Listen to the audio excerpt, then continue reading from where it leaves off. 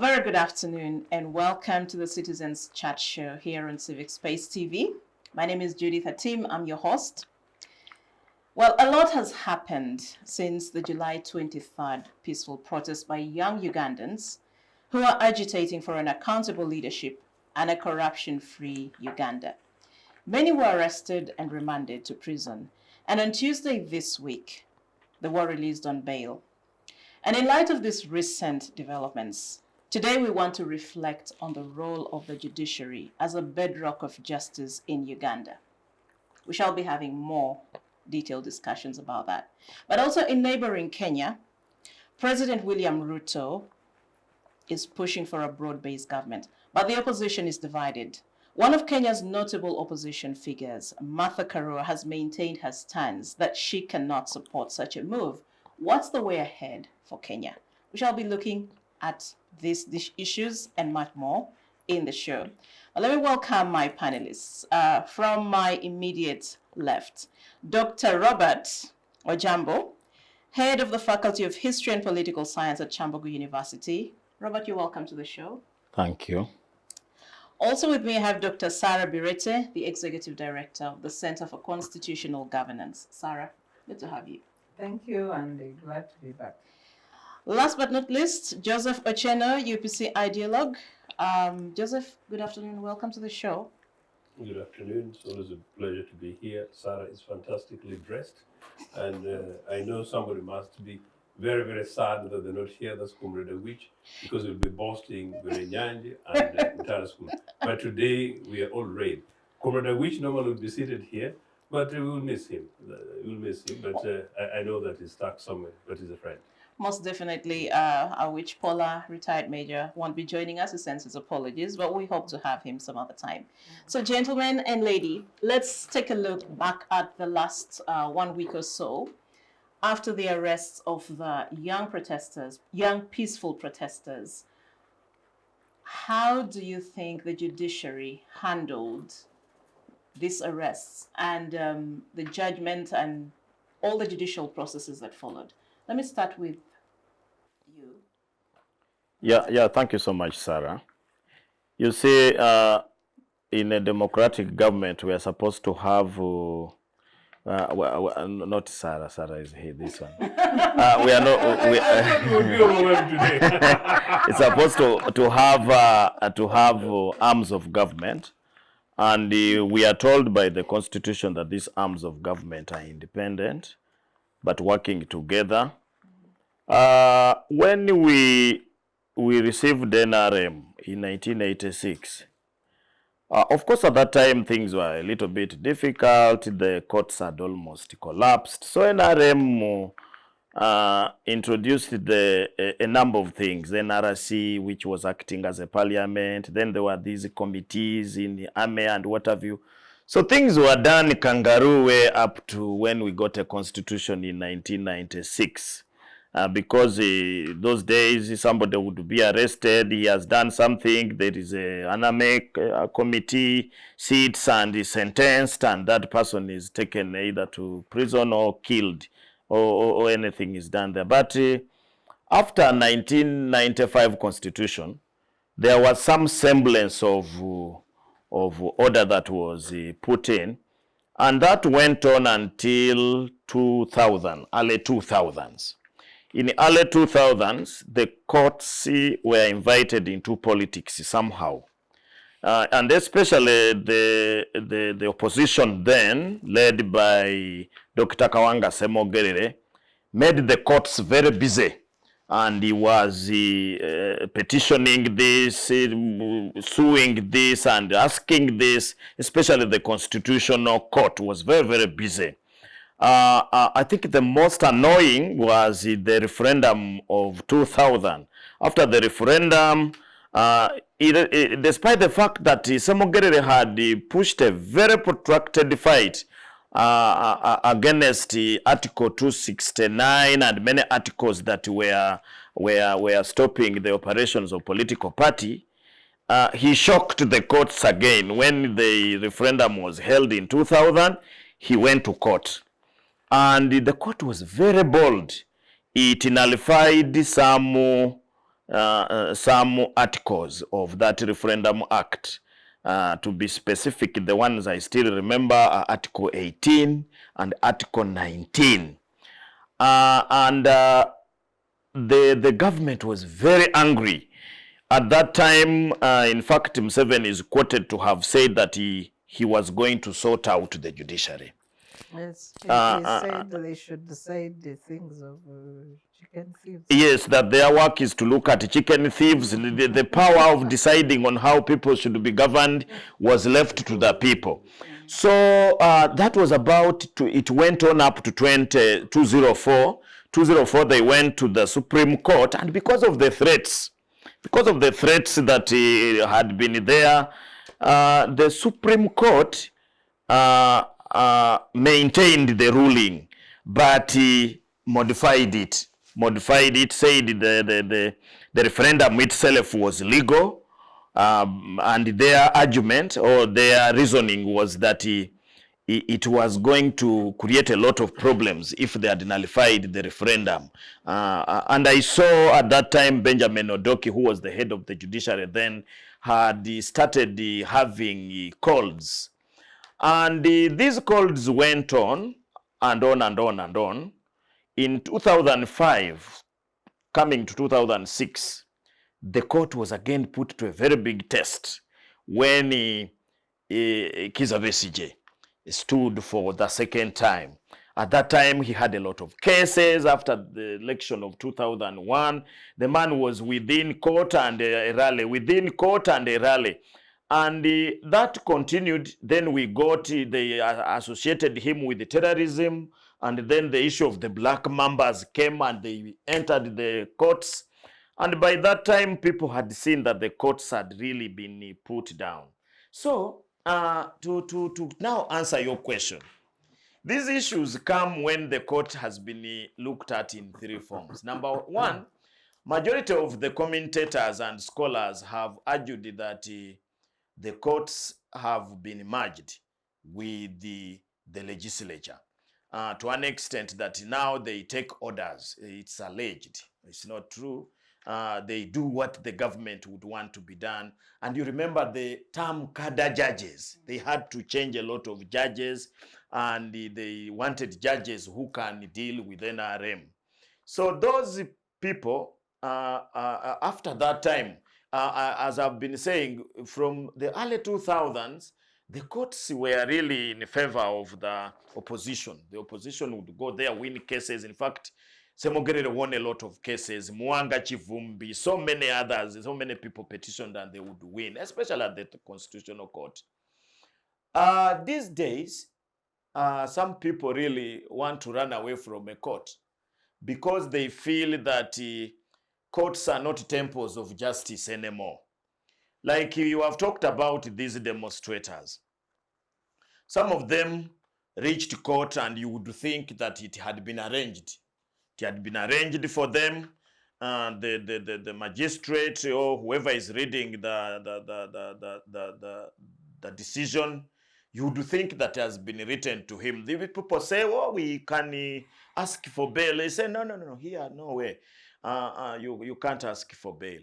But before that, for somebody just to understand how things started, this whole thing we've been going through, you start with this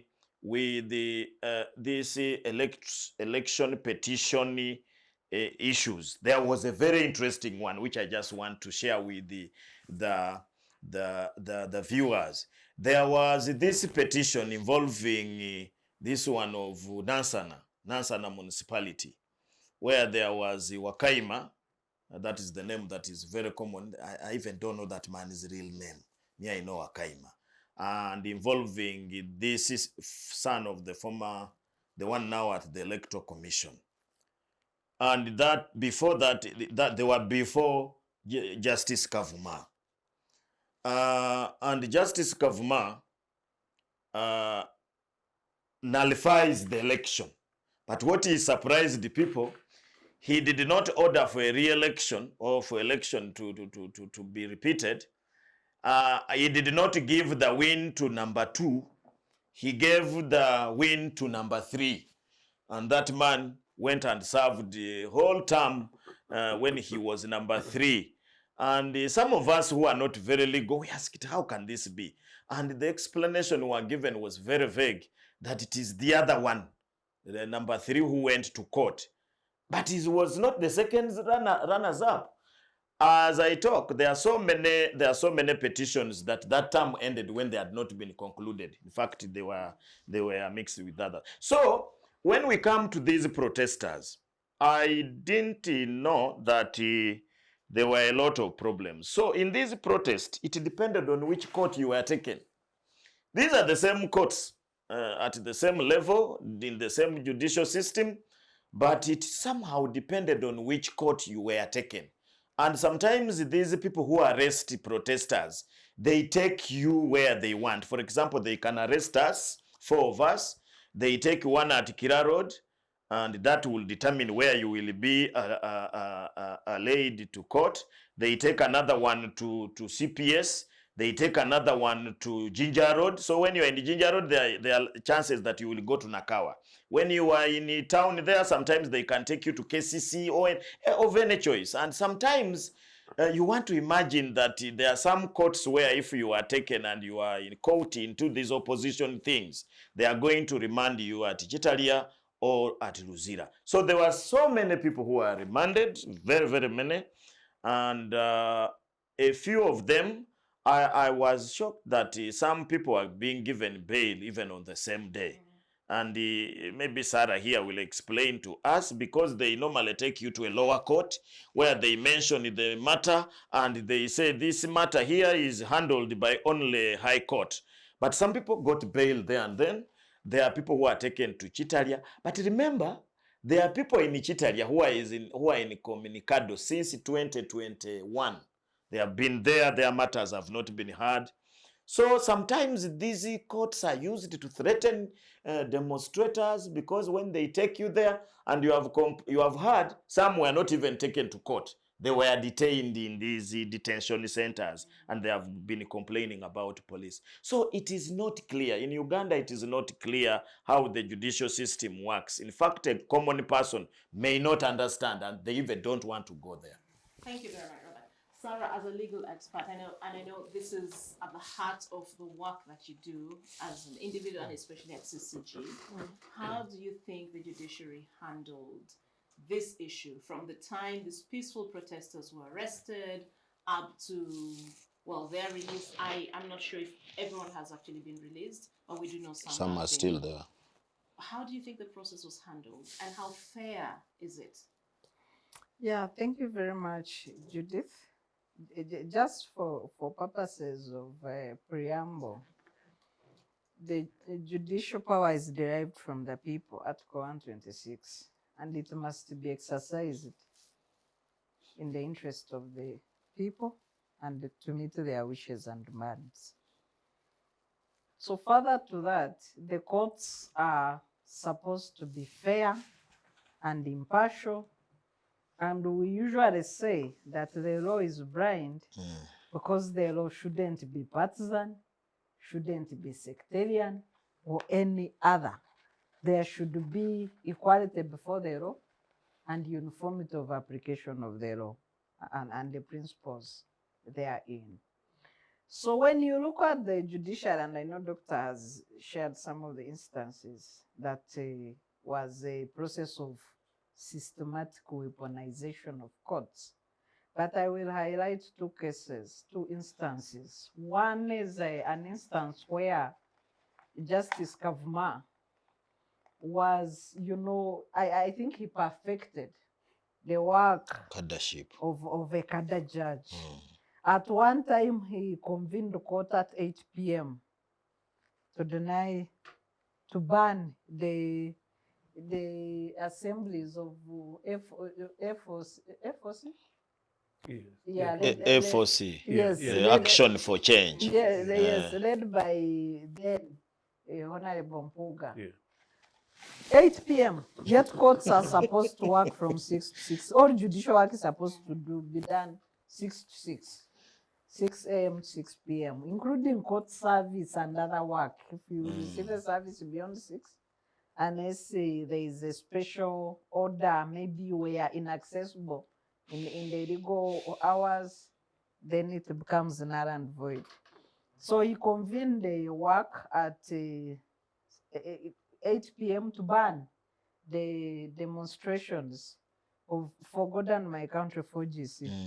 For the ones, yeah, Forgotten My Country. Yeah. 8 p.m. That order should have been nullified by superior courts because it was issued outside normal court hours without an exception of a warrant to extend. The other instance I will look at is the attempt by General Sejusa to leave the army. I think for me also that was a climax of weaponization of courts. Nobody should offer labor unwillingly. It's unconstitutional. True. You have a person who applied to leave the army, I think on 3 occasions, and was denied by the army structures. Sought redress in court after his testimony on how corruption had prolonged the northern Uganda war. Courts grant him power to leave, and it's nullified at Court of Appeal. That was also one instance where the executive attacked courts. And in one of those attacks, the late Kategaya had mentioned to the president publicly that they need to have tea with the judges.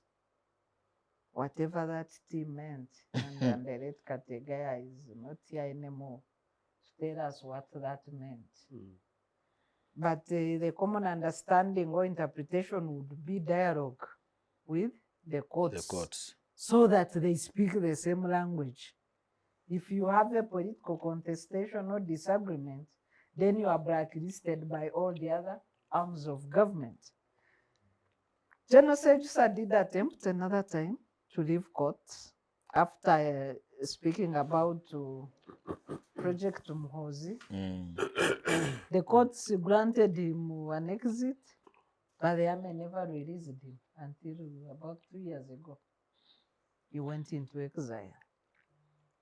So that is a weaponization of courts in the country. You can look at the trials of Besigye. All of them not successful. You can look at the ban. So the ban of demonstrations started with that Forgotten My Country demonstrations. 4GC ban issued outside the normal court working hours. So when today we see what has happened to the demonstrators, it's a whole weaponization of the justice, law and order sector. It's not just courts. Courts are the third entity that interacts with charges. The charges start with police. The arresting body. They go to DPP for sanction. So the courts are on the third level of weaponization of the justice, law and order sector.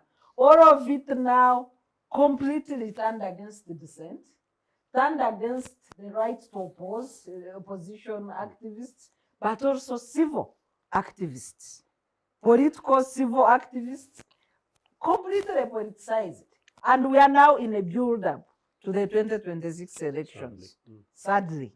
So you have these 3 arms of the jealous, all of them partisan, all of them weaponized to fight the enjoyment of fundamental rights and freedoms and curtail dissent in this country. Look at the nature of charges that we saw, idle and disorderly. In the petition by one Patrick Atenyi, the courts did nullify the charge of rogue and vagabond under Article 1, Section 168 C and D of the Penal Code. The element of rogue and vagabond in its first provision and description has the spirit of idle and disorderly. So subsequently, it means that the charge of idle and disorder under Section 167 was rendered redundant. And the only charge now that stands is common nuisance, Public nuisance. which is also really a ridiculous charge. So you have the police and the DPP bringing in this charge that they've now revised in an omnibus manner that was laughable.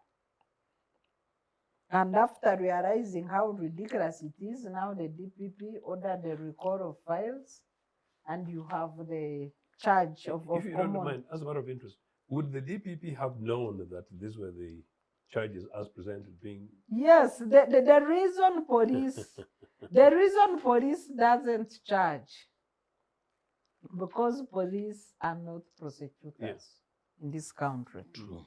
So it's even if they have a legal department, it's possible that they could put a charge that has no standing in law, like that of idle and disorderly, or that is not connected to the evidence available, because each offense has its own ingredients. So the purpose of the DPP is to ensure that the ingredients, the evidence on paper relates to the ingredients of a charge preferred. And DPP is the only entity that confirms charges. Then they take the file to court. So essentially, before a file is sanctioned, they have to It can't come to court. They have to look through. Yes. Peruse to confirm that there is evidence, confirm that that evidence meets the ingredients of the charge suggested, or change the charge if the evidence is contrary to the ingredients of the charge being suggested including reasonable possibility that that they will get the orders that they want. In many cases, if not perhaps, the DP would actually advise. Also the substantiality of that evidence. Indeed. Is it enough Indeed. to prove a case? Because the test in criminal cases, proof beyond reasonable doubt. It's only in civil cases where it's on the basis of probability, balance of probability. So you must also check the strength of the evidence on the file. And if it is lacking, that's why in some cases they order for more investigations before even charging, if they are not sure. But if they are sure that they can cross the gaps, then they charge, and then you hear in court saying investigations are still ongoing, which is also a bit of a lacuna. Yes. You know, police is supposed to take all the time they need investigating a matter. That's why they have tools like bond. You book a person, you give them bond because they are supposed to charge within 48 hours. If you think the issue warrants further investigation, or there's a reasonable grievance, book a person, give them bond to make sure they don't escape So the Sarah, confines of the law. Essentially, if I'm to ask, basing on how the DPP handled these cases, would you say someone was probably sleeping on the job, or there was some incompetence somewhere? So the mentality of police, DPP, and courts, when it comes to demonstrations, when it comes to protests, when it comes to opposition party members, is that they must charge and remand, regardless of other events. So they come in like as if it's NRM saying, you are taking our space, we must put you out of action. That is the mentality now than the weaponization that we are talking about. So long as they hear that it's likely that Bobi Wine or Besigye are likely to walk on the streets, some of them even sit on their desks just waiting. So they say most likely Kasangati for Besigye, I don't know which one for Bobi Wine, maybe Buganda Road. Yes, stay on standby. And they're just waiting. They will not even read the paper, remanded for the next 1 month or two. Some of them don't even read. So this is the weaponization that we are talking about. Most of the appointments of these young judicial officers have been on technical know who has recommended, who has what. The same applies to some of the young judges. They are put there by the regime, not by merit, some of them, not all of them. And then the leadership of courts, generally, is not offering the required guidance. Your Lordship, Chief Justice Winyidoro, I think you've let the country down. I don't know whether we should have hope that you might wake up one day, or we are going to have an era where the judiciary will soon be written off by citizens as a sleeping giant, a useless political tool, and an institution that has hijacked the justice of the country. Because why am I saying this? I know that courts have been weakened over time. The 38 years of one person in power has brought all the institutions to their knees, especially the critical governance institutions. But in some instances, we've had chief justices getting out of their one saying no. During the Arua demonstrations, after the arrest of Bobi Wine, Chief Justice then, Bat Katurebe, released the new guidelines for bail, saying any suspect who is presented to court after torture, set free. Don't admit. Set free, they go for medical checkup. Don't charge. What message was he sending to the security? That so long as you torture people, we shall release them in courts without any charge. And that sort of pushed back on the brutality. What was the second guideline? Give non-cash bail. Because these people don't have time again to look for resources. Those two guidelines were powerful in pushing back against the excesses of the executive. But now you look at the way, I know we have so far got like 30 out of the arrested. About 100 people. Yes, we have about 30 who are now out. Because it's 3, 15, 9. Today I've seen about 5. Where are the others? People must fundraise for money on social media. People, so if Justice Winyidoro, you were up to the job of serving Ugandans and upholding the Constitution of the Republic of Uganda, you would have issued a guideline to say, grant non-cash bail. All these young people would be out of jail. You know that the charges you are putting on these young people are not sustainable. The young people were exercising their constitutional duty of fighting corruption. You cannot sustain any charge. Even if you brought terrorism, you cannot sustain it. Thank you very much, Sarah. Let's hear from you, Joseph. Just your insights regarding how this issue was handled by the judiciary, but also if you could go back to past experiences or past examples that you could share. You know, towards the end of Sarah's submission, I get to a little bit of myself. I get a little bit annoyed. You know, I am an activist of long experience. Then there are times when you have huge amount of hope. There are some times when you even think that people in NRA will surprise you. Talk about some of the changes, mentioning people like you.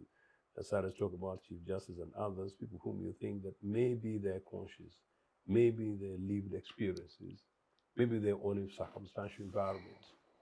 Maybe some of them, like I talked about a certain political leader, that maybe he might live to want to prove us wrong as parties or indeed as Ugandans, to say, like, let me prove to them that I can actually do the right thing.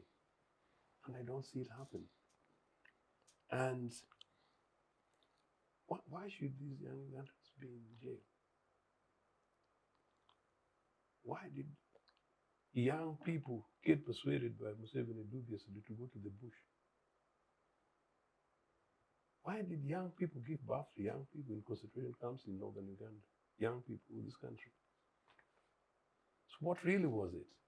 And what sort of really is the way out? Quite honestly, I just really genuinely thought that maybe the easiest way and the best way for us to ease through a transition of a possibility of a new Uganda were one in which we give a semblance of spaces for people to agitate and for authorities to either go to Chankwazi or go to churches or who get saved through their daughters and sons in their houses, who indeed very public houses, and then wake up in the morning and say, well, I've heard God's voice, and God heard the voices of my victims, and so we need to change.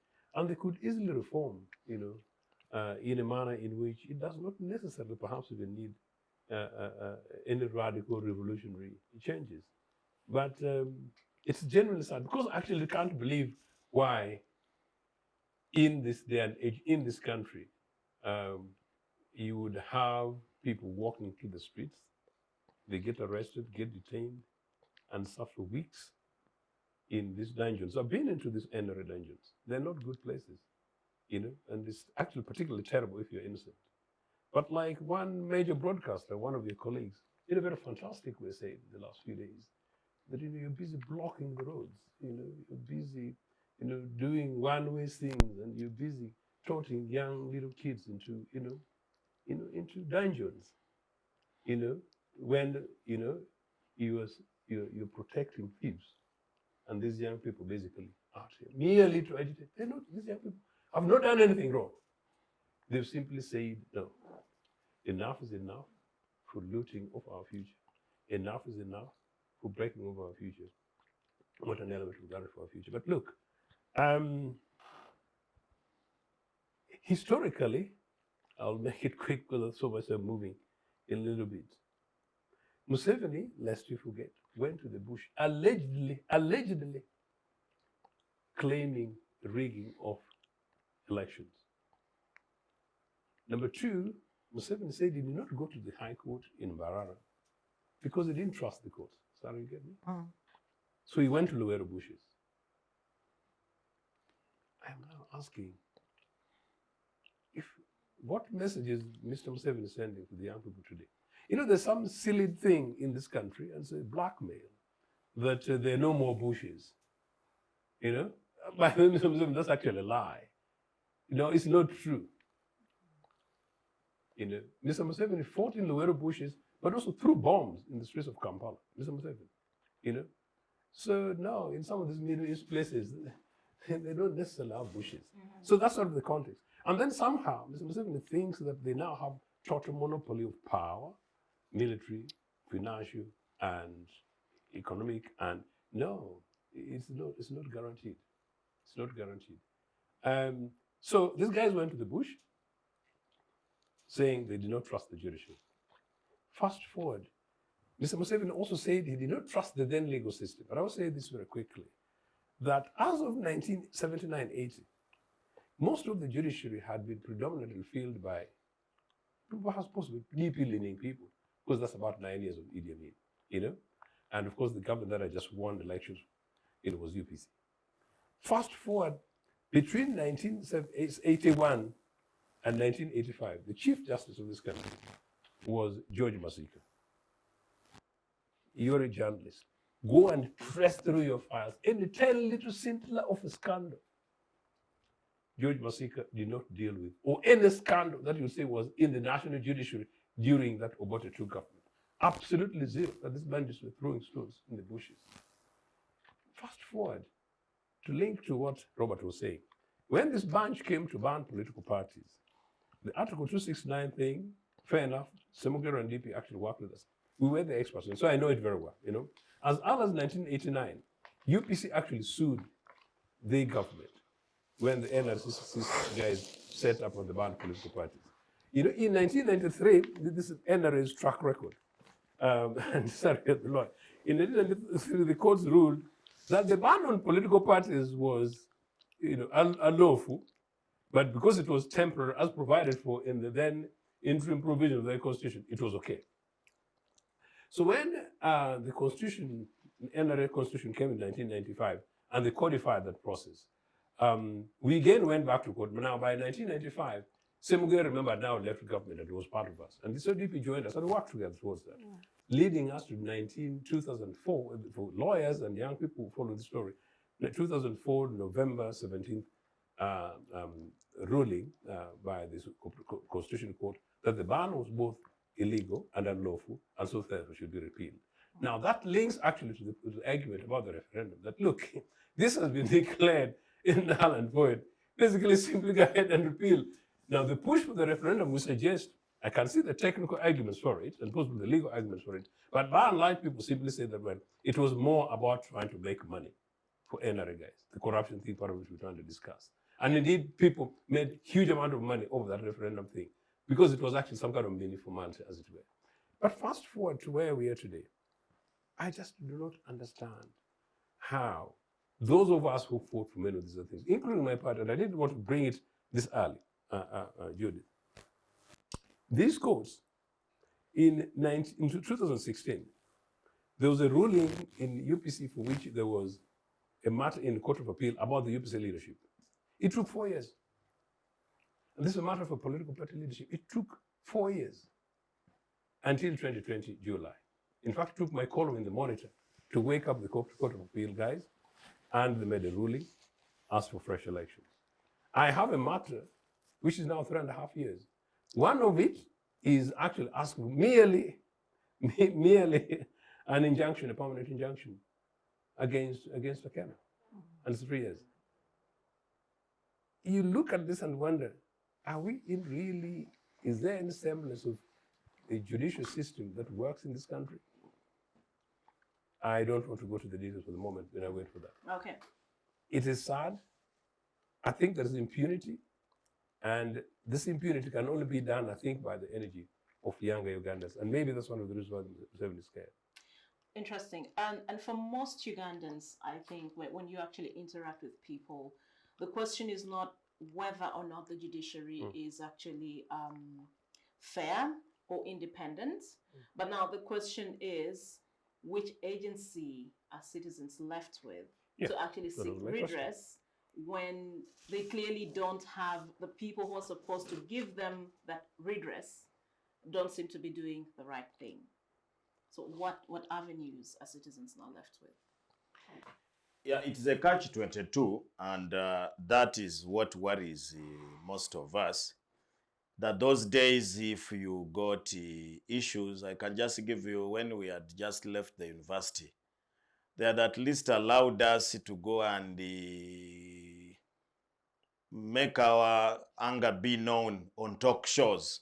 We used to have the things called the chimeza at Obligato and sometimes at UBC and many other places. And I think all these other radios had all forms of chimeza. There be meza.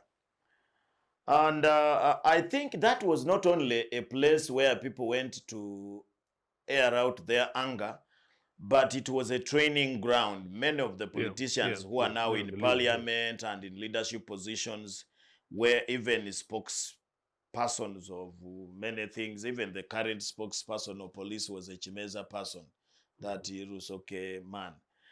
That one was later outlawed, and he said that cannot happen. Demonstration had remained the only thing, and that's where Kizza Besigye had really introduced a number of young people that when you are angry with something, you go and show your anger by demonstrating to the state and showing that this is not good, so that the people correct you. Demonstrate against police, demonstrate against a statement by a reckless politician or poor services and so on. That avenue, as Sarah said, was almost outlawed. In fact, these young people have really given us hope. In Kampala, they had outlawed any form of demonstration, and that's why the town is full of mambas. Young people today, and we thanks to people like Besigye and some other scholars who have given the other thing. Many of the young people don't want to go to the bush because they have discovered that the bush thing that does not solve problems. People spent time in the bush from, I don't know, for over 5 years, and now you would need so many bushmen to remove them. Do we still have bushes? I want to assure you that if people wanted to go to the bush, they don't need to go to the Luwero. Bush can be, if you have read, the struggles in South America. In South America, they don't go to any bush. They do it in towns. in towns in most of those countries. That's what happens. So I really now see, that's why you see people have been boxed to keeping quiet. But keeping quiet cannot solve any problem because people are dying with anger. Until recently, you have seen young men now angry, putting themselves, setting themselves ablaze. You saw a man who set himself ablaze fire. You saw another man who, after following his car for a very long time at a police station, went and burnt it. He took petrol, poured on it and lit fire on it and said, if policemen want to take my car, let me burn it. And I think these are not good things in our society of 2024. The other hope would have been change of leadership. But I think that one also people are losing hope because there was hope when we were changing from old people to young people. I think Uganda has one of the youngest parliament in Uganda, and the our parliament has almost everybody because of the representation that is there. But that has turned it into a marketplace where people have gone to now sell their ability. I was telling you, when Mao joined the government, people are very happy. And I declared on this show that Mao was one of my heroes. But this time when I see him here, I have to run in the opposite direction. When Mao went to this constitutional, this Ministry of Constitutional what? He's actually Yes. the minister in charge of the discussion Yes. we're having. Of the demonstrations and People were votes. very happy that cometh the man, cometh the moment, cometh the man. They thought he was going to make a lot of reforms there. What we are hearing very soon, and I told you, you people thought I was joking, very soon Mao is going to bring another, is in a mischief. In fact, the man is in a mischief of bringing a very bad reform. People have been asking for electoral reforms here, electoral reform. Look at what the man does. When he reaches there, the only electoral reform he thinks can work is to go and propose. He's soon bringing a bill in parliament in the next few months. For some, be watchful. He's bringing a bill and he's proposing three things. One, the issue of people, a presidential candidate campaigning the whole country is very tedious. It has a lot of violence. It creates a lot of, it's expensive. So let's go campaign for MPs, then the MPs come and choose a president. Mao is going to bring that. He's also saying that the parliament is so big, almost vulgarizing our politics, that since the parliament is so big, let's have two chambers. One chamber is going to be about 44 members, and then we remain with this thing of ours here. But I was looking at the structure. Don't ask me how I have seen the things. I was looking at the structure. The structure, you already see who will be in that 44. You already see them there. And many small things. And he has also promised that he's going to go back to being the president of DP. You are, I think right now, we need to just sit and agree on what next we need to do, because people thought that demonstration and all these things are for people who don't have work, people who are disgruntled. But it's going to reach time when everybody has to demonstrate. I think demonstration will be the only solution. So however much they are making it dangerous, there is a way we are seeing that is going to be the only way, because we cannot go to the bush. We don't depend. You cannot depend on the parliament. The courts of law are places where you only expect that you should be taken there. Then the only thing you remain with is to defend yourself, to get out of there. But if you have an issue, you think about going to court. You say, this court may not help me. Then you look at, I don't know which option has remained. But let's now go to the young people. These young people, although they were only talking about corruption, but the young people, generally, we are not talking about corruption. They were talking about the poor service delivery in the country. And the justice system is part of because any good country, even if you want to do business in that country, even if you want to do politics, everything that you want to do, the justice system should be good so that when you go there, they are timely, they can handle your matters. In this country, civil matters, you are just hearing these political matters. Civil matters have no place in our courts. You can go there with a civil matter and it takes 10 years until when you give up yourself and say, this matter, let me leave it. When it is a political matter, the movement of the thing depends on what interest the government has in that civil matter, political matter. Do you know that Kizza Besigye still has cases which he was charged 15 years ago? He still has, nothing is being said, whether they were dropped or whether nothing is happening. So the man is there. So these days taking Kizza Besigye to court is a joke, is a huge joke, and the public has lost interest when you take Kizza Besigye to. I hear recently, I saw some FDC members, by the way, I don't know whether you are aware of it, some FDC members were laid before the court and they have been charged of terrorism. And they are trying to link Kizza Besigye to it, that is the sponsor of that terrorism. But terrorism in Kenya, I don't know how the thing came. And Kizza Besigye was threatening that he would want to go to court, but in most cases he doesn't go. He normally only threatens, he doesn't go.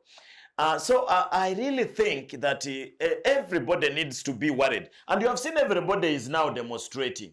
Those days demonstration was for people. I have seen, as we talk now again, the traders are back. Have already closed they closed their shops yesterday. Again, yesterday you saw the interns. You know, this is a country which surprises you.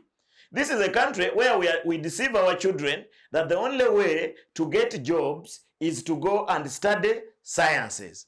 Now, medicine is the apex of science courses in this country.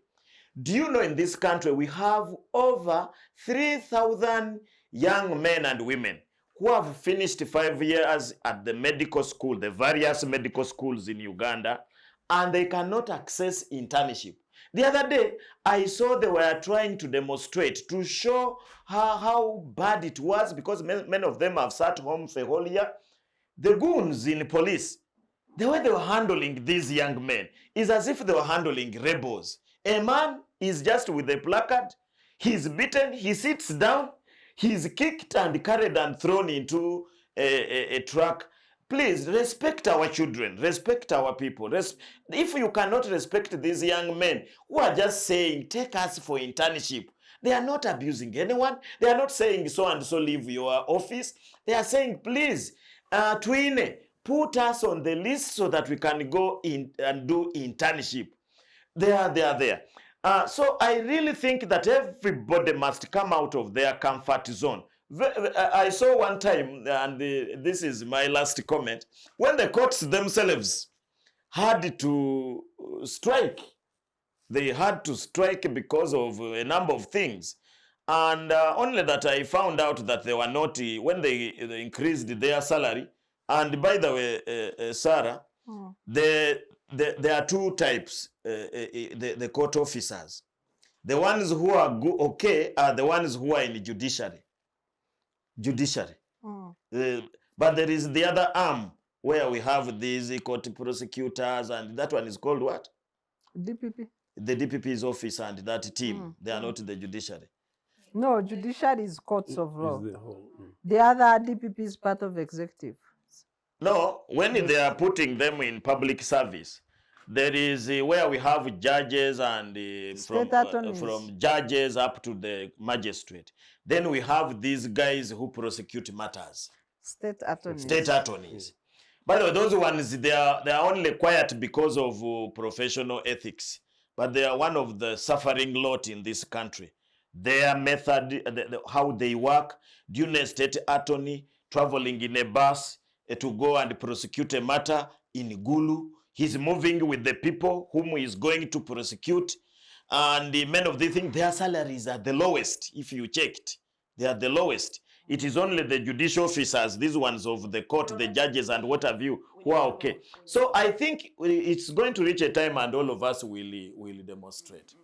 Thank you, and I'm glad you're actually highlighting the cases of abuse, and it just reminded me about the allegations of sexual assault on some of the suspects who actually held.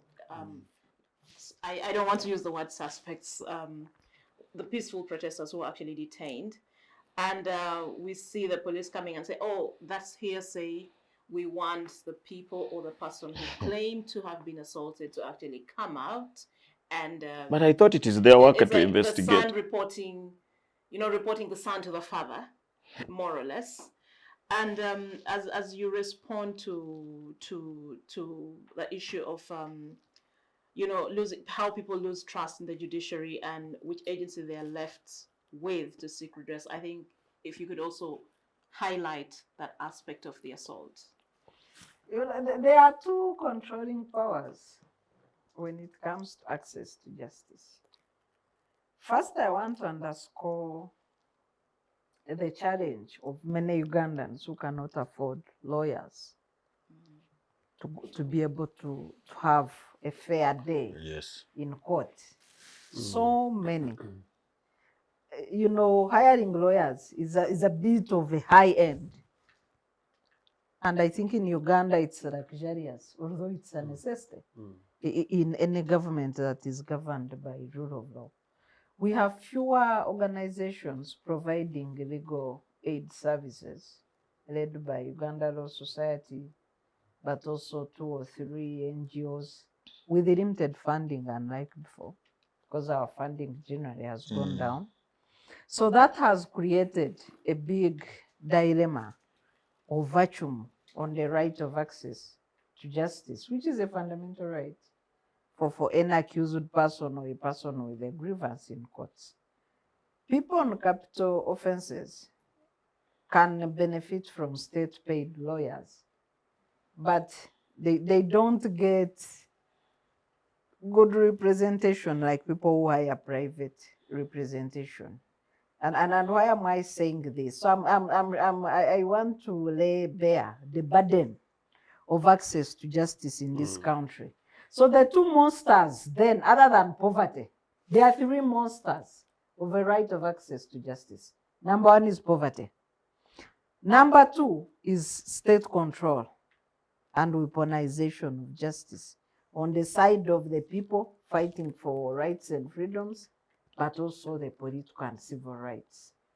You have the 3rd monster is now money in terms of justice for sale, not justice for lawyers.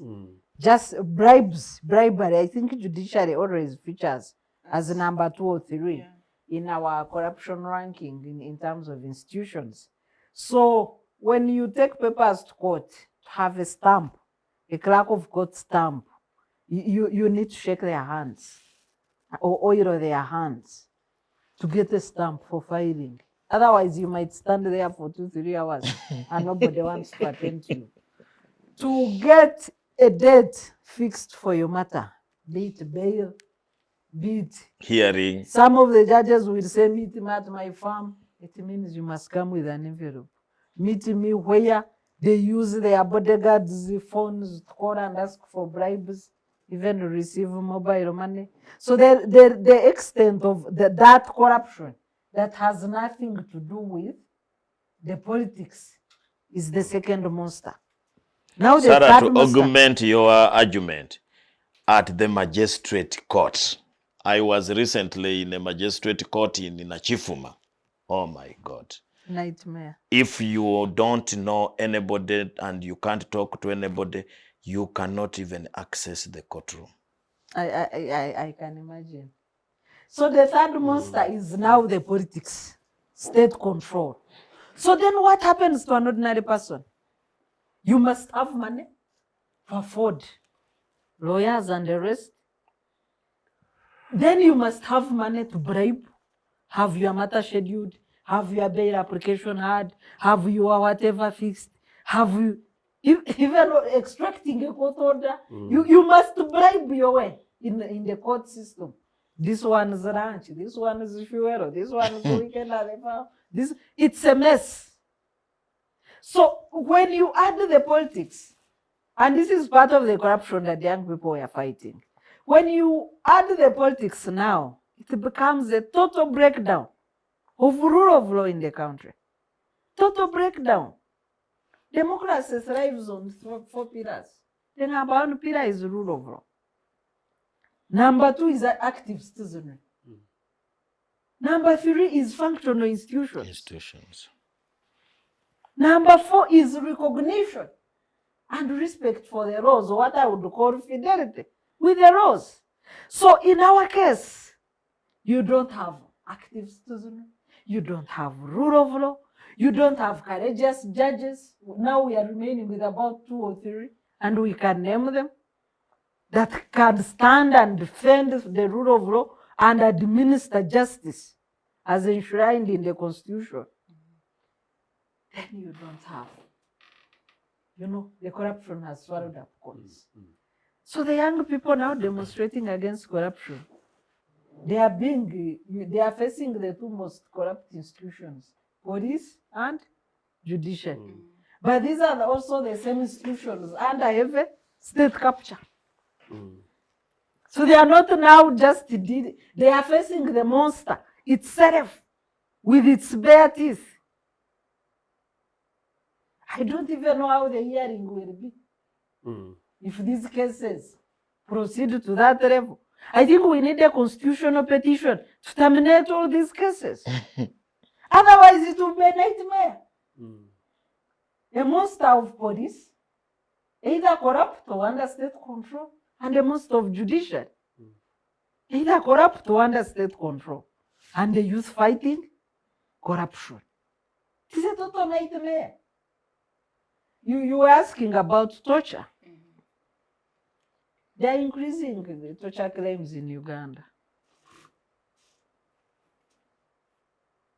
There are even petitions, I think 2 petitions in the ICC regarding torture and brutality in this country.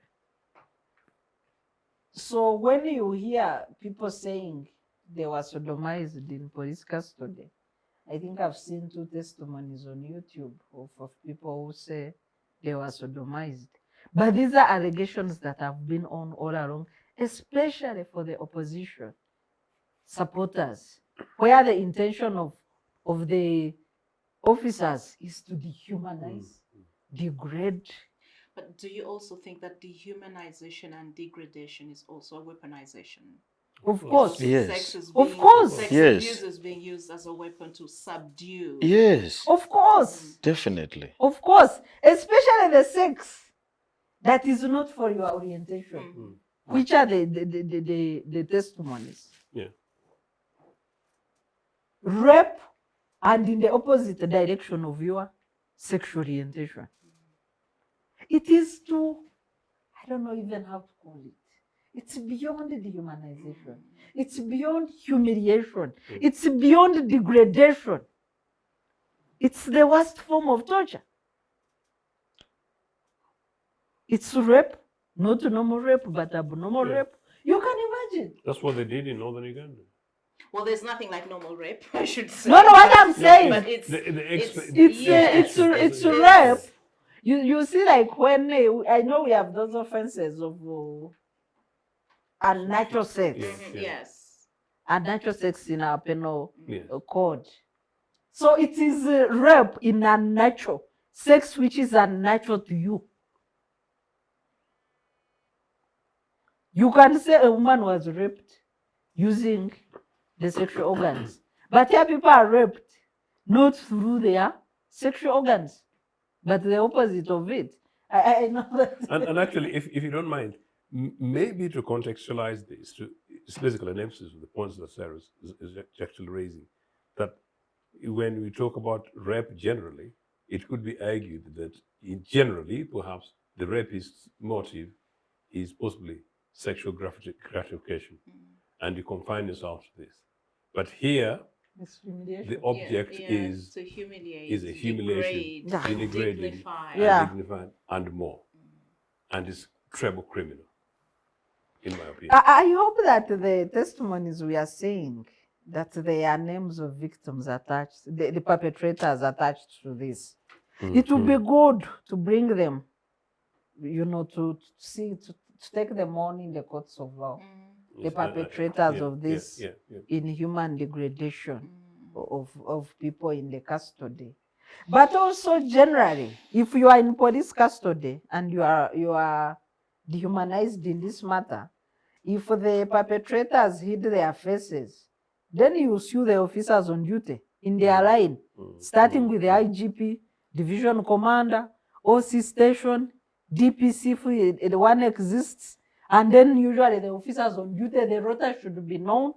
The OC station should be able to produce the names of the officers who are in charge of suspects, failure of which, then they take vicarious liability for that.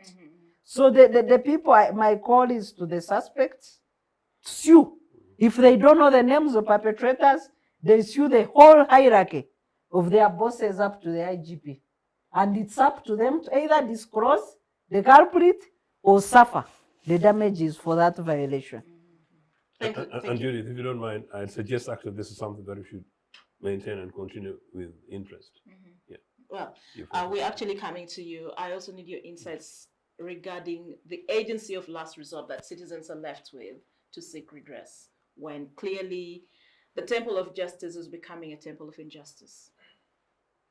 I have recently sought to argue that the citizenry of the fifth estate, that we have the executive, the judiciary, the legislature, you guys, the fourth estate, and that the fifth estate, who ideally should be the first estate, the fifth estate, and therefore the powerful ones, and therefore the citizenry, and that the citizenry, as provided for in even this constitution, you know, the power belongs to them, and in my opinion, that they should be able to use their powers at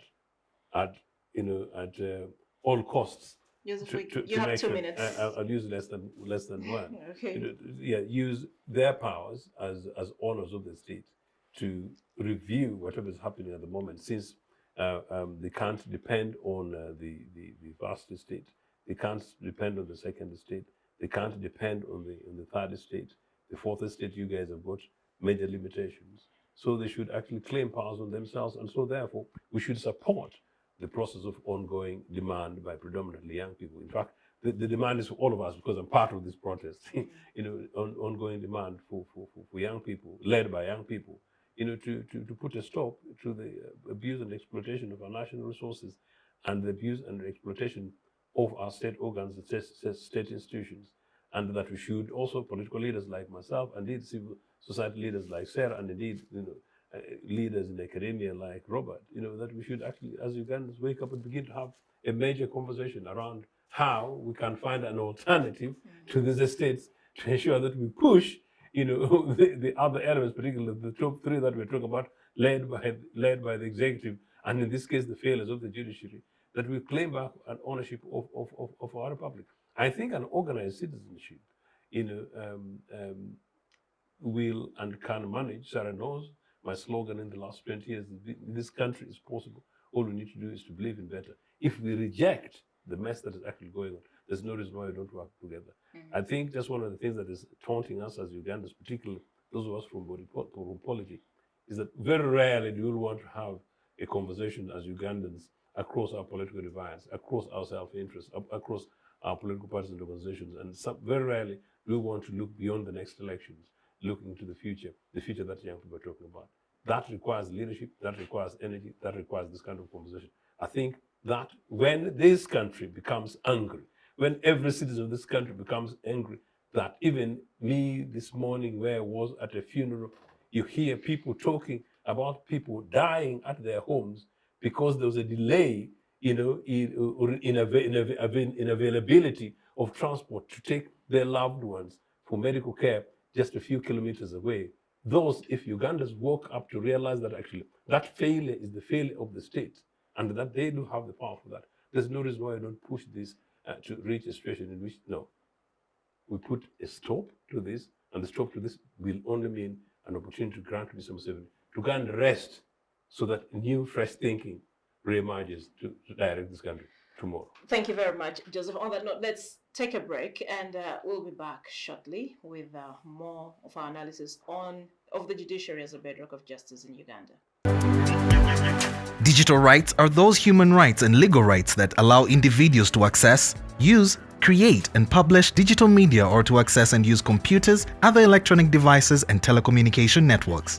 Digital rights include a right to freedom of expression, information and communication through technology, a right to privacy and data protection, a right to credit for personal works, a right to universal and equal digital access, a right to identity, a right to anonymity, a right to be forgotten, and a right for protection of minors, among others.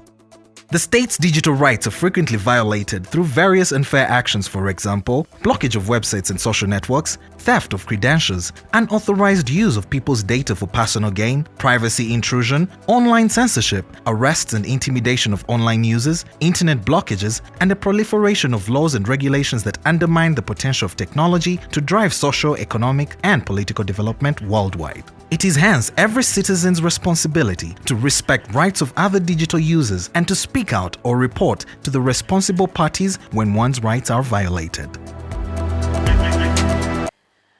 Welcome back, and thank you once again for keeping it here with us on Citizens Chat Show on Civic Space TV.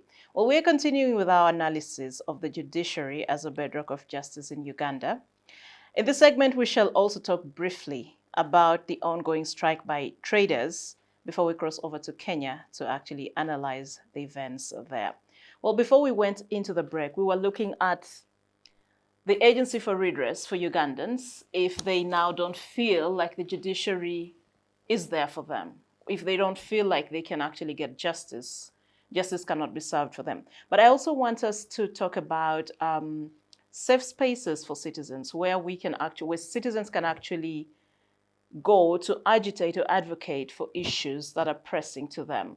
How can citizens reclaim these spaces? Earlier, you were talking about the chimezas that used to take place back then, which are no longer there. And well, we do see digital technology allowing for conversations, for these kinds of discourse online. But what more can we do to actually get other spaces that citizens can actually articulate their issues? To me, I think we just need to get out of our comfort zones because now most of the Ugandans are in the comfort zone. They are put in operation this Luganda saying of Zirinda Bolwange. So today, when you see the traders, you say, but I'm not a trader. The other day, you see student interns or medical interns, you say, but I'm not a student. After all, in my village, I don't have anybody who is doing medicine, but you forget that you need the doctors even in the village there. If it is teachers, they say that is a teacher's thing, and so on and so forth. I think we need a way just to galvanize everybody to get concerned about everything that happens to us. So that, like these medical interns need help of so many people. They need help of political parties. They need help of NGOs. They need help of the populace, me and you. Because how long are students going to demand to be given what they have even signed to do? Because medical interns cannot become doctors before they get a license after internship. So they are not failing to practice because they don't know what to do, but because they just want a qualification. It's just like a driver who knows how to drive, but you must do a test to be given a driving permit. And that should be a duty of the country. You can't train young people with a lot of money, then later you say you cannot afford 400 million, 500 million, or even if it is billions. We have seen money being wasted on these atiaka, sugar, and many useless things, which I don't see how they are going to help some of us even in the next 50 years. So that is one way. But the second thing, I think we just need to keep talking. We keep talking because the other thing is to silence people so that we give up. And when we keep silent, then they will have won. So we just need to keep talking. If you have any opportunity like this, I'm now talking. We need to mobilize people to rise up. And I am not saying people should do criminal-related things. In the frames of the law, we can still push these things legally and be heard. Of course, anything in Uganda can be made illegal, but we restrict ourselves so that we make sure that it works. But the other thing is maybe, again, to get out of our comfort zone, we don't need to leave politics to failures, because that's the other thing that we have done in Uganda, to leave politics. If you go to the parliament of Uganda, in fact, why the parliament is not effective is that over 80% of the parliamentarians are students, because they went there without papers. Now they are struggling to get papers, and so on. In fact, when you go, I normally ask that these days fashionable, or it is by design that when you become a member of parliament, you must do a law course. I was wondering, because we used to have very nice parliaments with the people who had diplomas. So we just don't need to leave politics to failures, people who have failed. That if somebody has failed, you have seen how public service has been bastardized. So much so that if somebody fails as a member of parliament, now he becomes RDC, or he is posted to a certain office to become a permanent secretary or something like this. We don't need to leave politics to failures, because it is through politics that we can demand for our share. I normally tell students that politics is not what people define in books.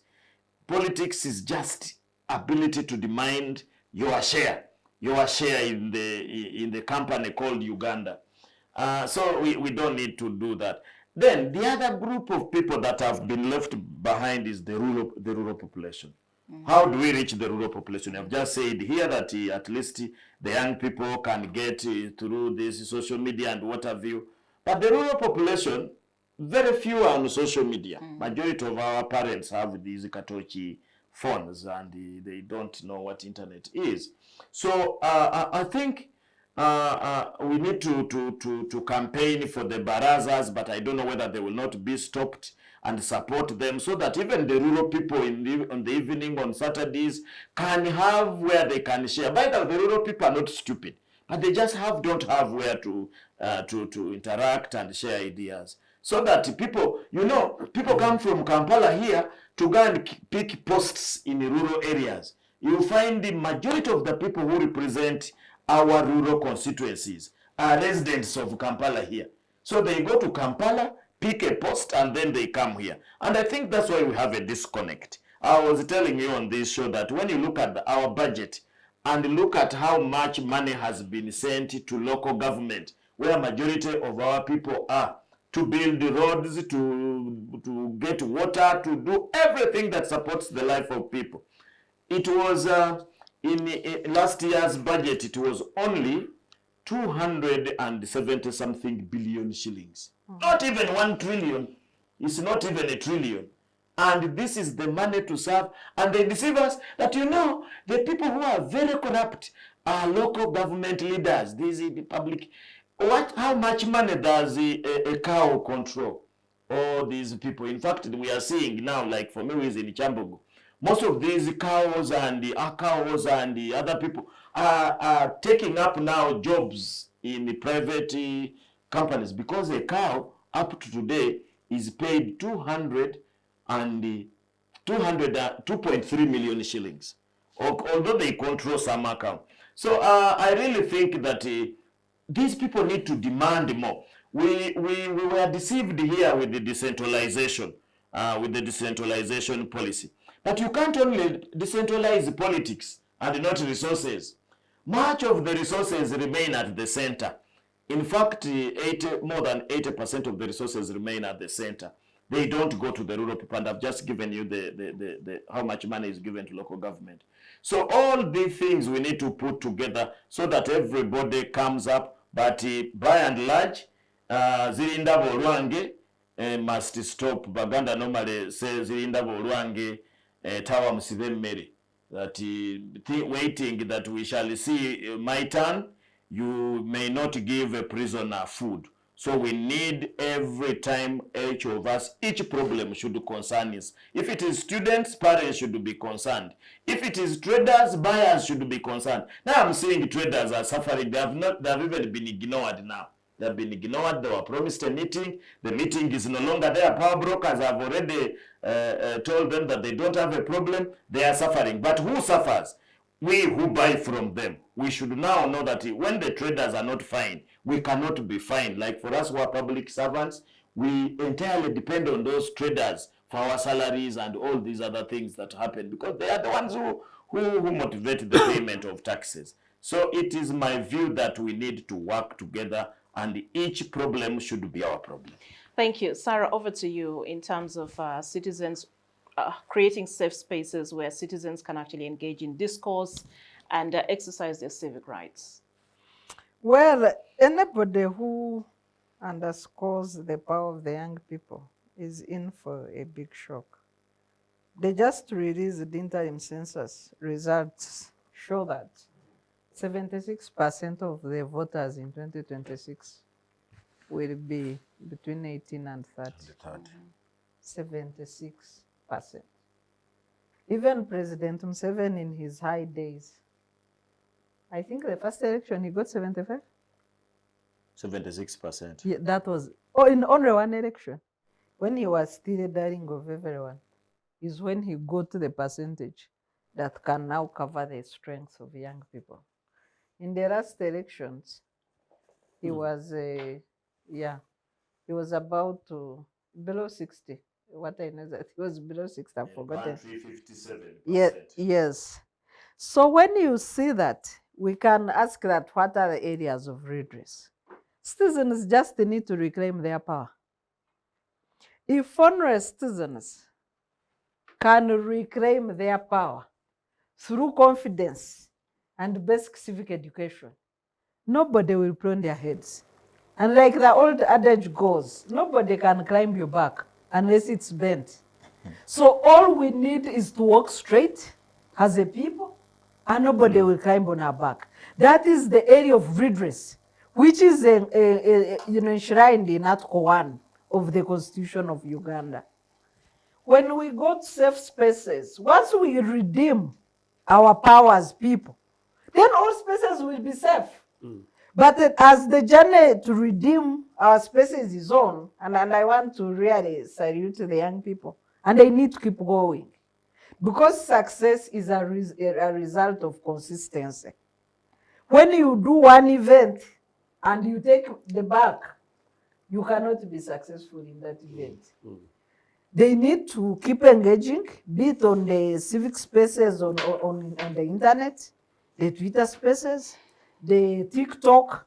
I'm glad there is a latest rap clip that has gone on really critical governance questions by one of the hip hop upcoming singers. He calls himself the head of clan something. This young man in a nice suit with a rap on corruption. They need to keep going. They need to make use of TikTok as the most influencing app for young people. They need to take the Twitter or X spaces. They need to take, I know Facebook has been off for 4 years. Shame on President Museveni's government, if I may use Othieno's language usually, announces the book of shame on such shows. Shame upon President Museveni's government for closing Facebook in Uganda for 4 years. They need those who are on Facebook to do Facebook live shows. They need to take on, all the civic internet spaces to express themselves. They need also to take up mainstream media. They are good at writing articles for mainstream media. I've seen several from the time of this anti-corruption campaign. I've seen several write-ups, good articles, youth being hosted on mainstream television shows. We have here the students and youth roundtable shows on Civic Space TV. They need to dominate all these spaces and amplify their voice and recover and redeem their power. That's the only remaining redress in Uganda, in my view. Joseph? I think the biggest challenge is really for us political party leaders, because these are really political matters, and the solution eventually will have to be political. I was possibly speaking in tongues earlier that really was addressing my political colleagues. Unfortunately, as Dr. Ojambo said during break, it happens to be the case that some of us are literally in prison because we have political leaders within NRM, who are themselves speaking in tongues, because they're literally in prison. They are not free enough to challenge the status quo, let alone to talk publicly about the challenges that we see, that the country sees. But for some reason, maybe in many cases because of fear, unfortunately, except for fear of their security, for their lives, many of these people merely fear because they don't want to lose their jobs. Many of them merely fear because they don't want to lose the privileges. And in such case, if you're fearing to lose your job and to lose the privileges, then you're basically part of the problem. So people in NRA who claim to see what the problems are, except that they fear for their lives, because I know some who actually fear for their lives, should they take certain positions, those are actually genuinely understand. But those who fear for jobs, what about those of us on these platforms who say we also don't need some of those jobs? Who say that some of us also wouldn't want to do with slightly much more pay rise, or drive cars which are free and fueled free from public coffers. So that is sort of with our friends in NRA. But then in the other opposition parties, particularly those that we're talking about, we've got political leaders who are in bed with the NRA, and they need to review their conscience. They are holding hostage political parties. I must say my own political party. There are colleagues of mine who are in bed with Mr. Museveni, and they're holding our party hostage. They're holding Ugandans hostage. And if Ugandans are dying as a result of the mess of this regime, then that blood is in the hands of Mr. Museveni and the hands of all those people. And it really, really should be shame on them. But likewise, we've got our friends in DP. Norbert is a good brother of mine, Robert Mao. Mao's case, he's hard struck his deal with Mr. Museveni. At least theirs is in writing. But even then, people who worked with Norbert Mao and who were colleagues with Norbert Mao can't understand the Norbert Mao of today, particularly now that he's gone suddenly quiet. And in fact, I'm responding to Norbert, my good friend and brother, the suggestion that he may be, up to something, drafting some dubious things. Not he may be, he's go, going to bring that bad thing. To let NRA off the hook is actually genuinely extraordinary. But I must say, Norbert, I lost a fantastic young lawyer, Sarah. I lost a fantastic young lawyer of close to your next range. Maybe they would have been following you guys there, because this is somebody, who's over 20.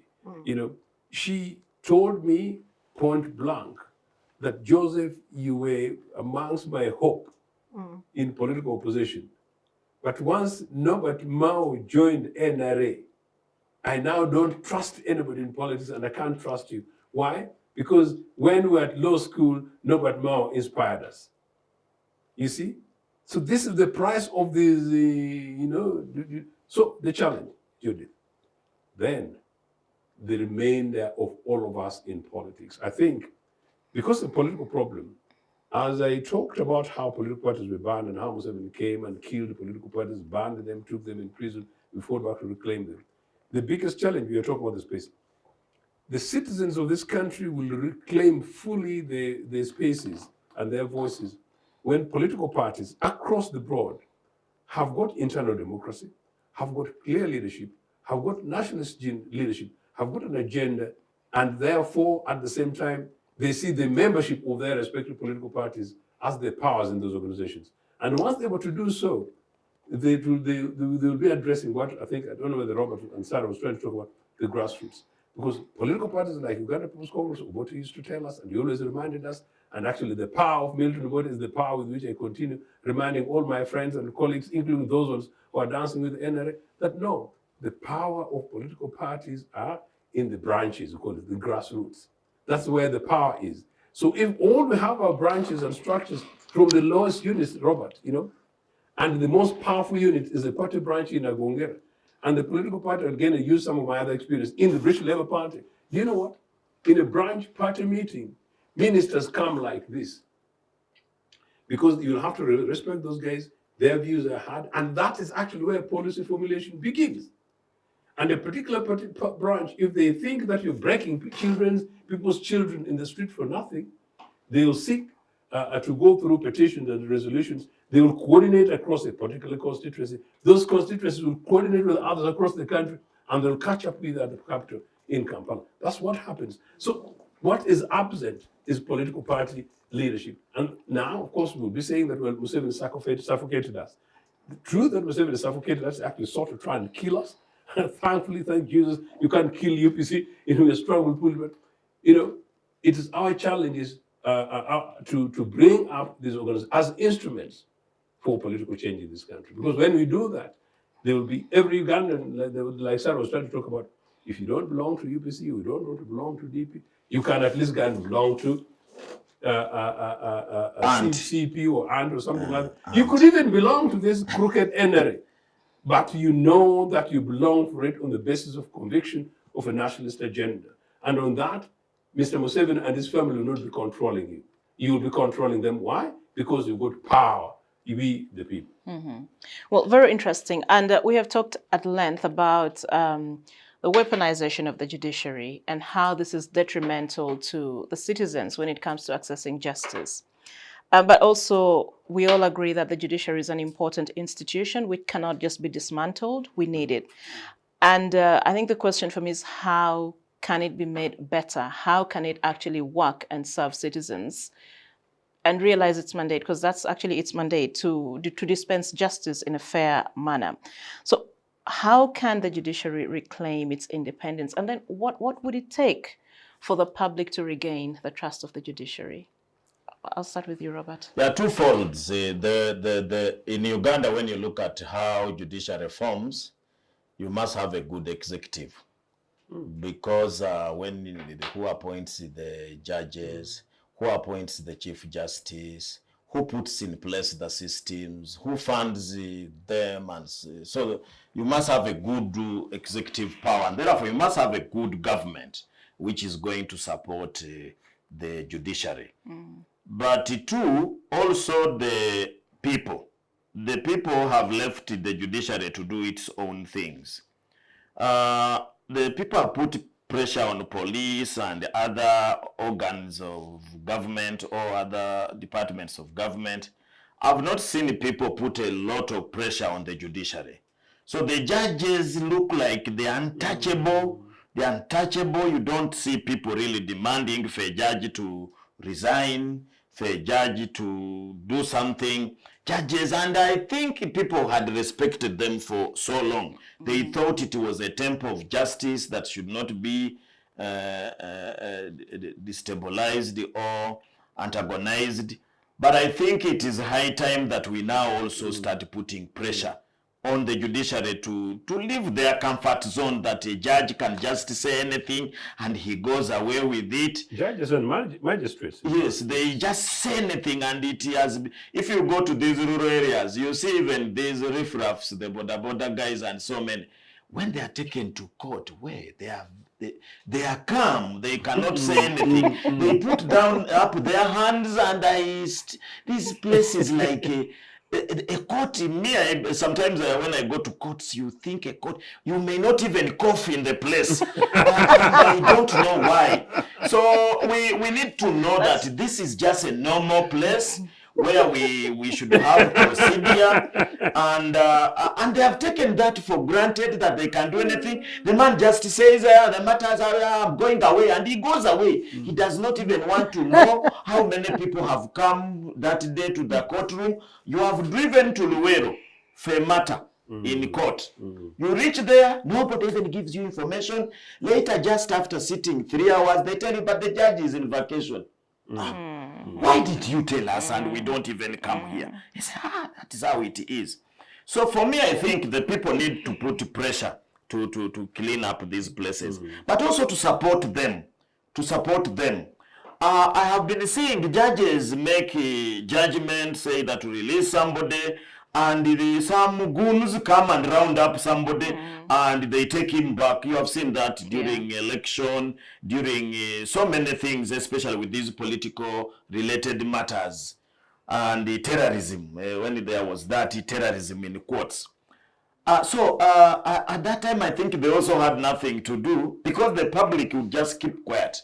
The public needs to support them so that when a judge has also made a good judgment and some organ of government is interfering with it, the people need to come up and support these people. I cannot say that people should go and read the law.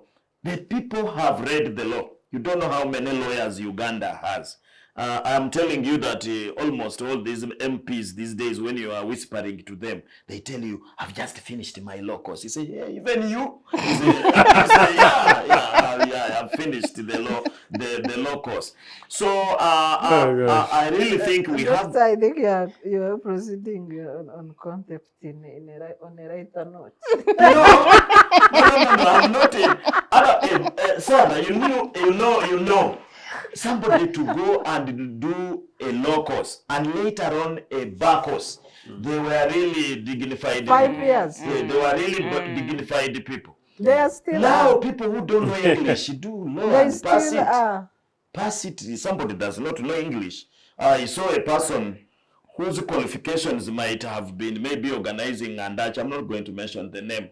If you look at his background of education, he did not do Form 4. He did not do Form 6.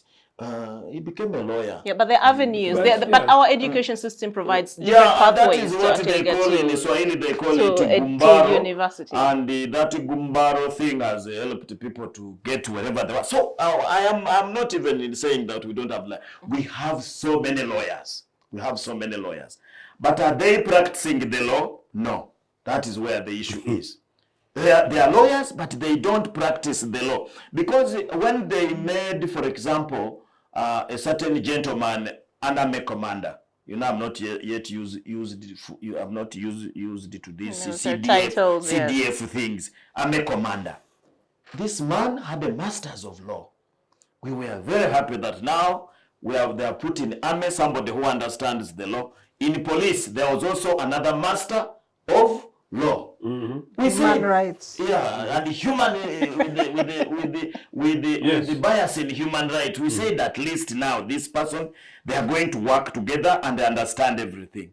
I think that is when we had a lot of human rights abuse during that time by these lawyers. And I was wondering, these lawyers who don't practice law, what is the problem with them? Right now, some have practiced law, and some of them are holding positions, including in positions that determine who becomes the next president. But carry on. Yes. So for me, I'm saying we need to push these people to practice the law so that when they're in positions where they are supposed to support legal matters, they should really be the ones leading us.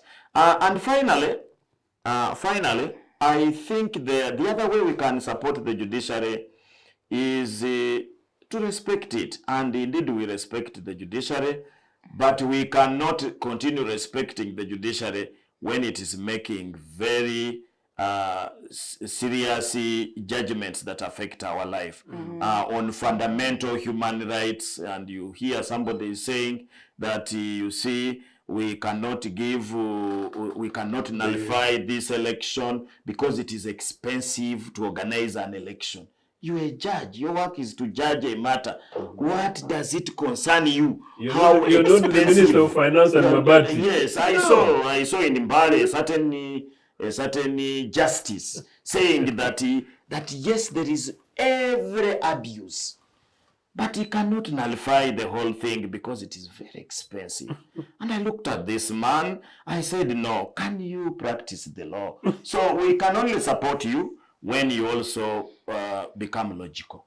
Thanks, Robert. Over to you, Sarah. What does it take for the judiciary to reclaim its independence? And you know, democracy in general runs on 4 pillars: rule of law, strong institutions, active citizenry, and the principle of accountability and transparency. The 4 principles apply to the judiciary as well as the other arms of government and the citizens in general.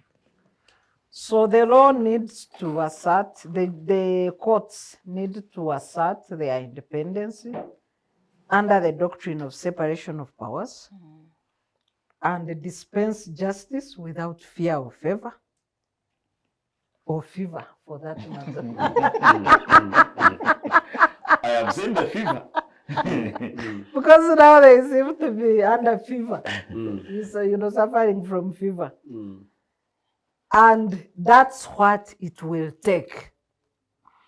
The second issue is because it's not just the judiciary, it's the collapse, the whole full state capture by President Museveni as an individual, not just by executive.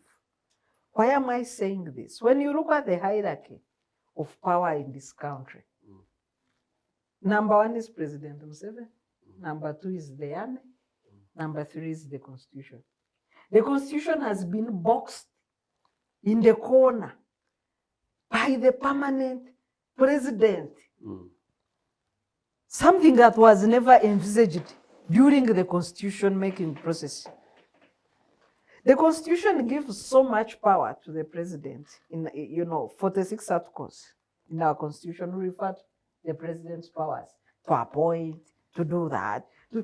He has, powers to determine life and death matters in this country. The framers had wanted a strong presidency so that the back of all actions of government stop with it. Stops with Yes, stop sense of with accountability. There is somebody. Yes, somebody to but lead. also they thought that somebody would exercise this too much power for a short time. All right, Maximum, yeah, I think that's an interesting point, yeah. maximum being 10 years. So you have a president who has used this powerful power constitutionally, given to him constitutionally, but in abuse to mutate the constitution, first by removing term limits and collapsing the spirit of the constitution. Because the spirit was that have a powerful president who can take charge, decisions, but also come and go. And have another. You see, people don't look at what we have missed. And I know the constitution will make 29 years in 2 months' time. What we have missed, because by now we would have a third president concluding. Forget the 10 bonus years President Museveni had. So President Museveni should have done his 20 years left. We have another person, X, doing 10 years left in 2016. We would now be having a third president under this constitution, concluding a maximum of 10 years in 2026. In this generation of 3 leaders, we would have had about 6 retired cabinet ministers. Let's assume that each term has a set of ministers. Yes. So would have a set of 6 retired cabinet ministers building the active citizenry of the people. We would have had a chain of judges. A chain of judges appointed by 3 presidents. We would have 3 generations of judges on the panel. Now we have cadres who are like 90% of the judicial officers. Meaning that they all pay allegiance to an individual, not even to the constitution. People don't know how abusive the word cadre judges is.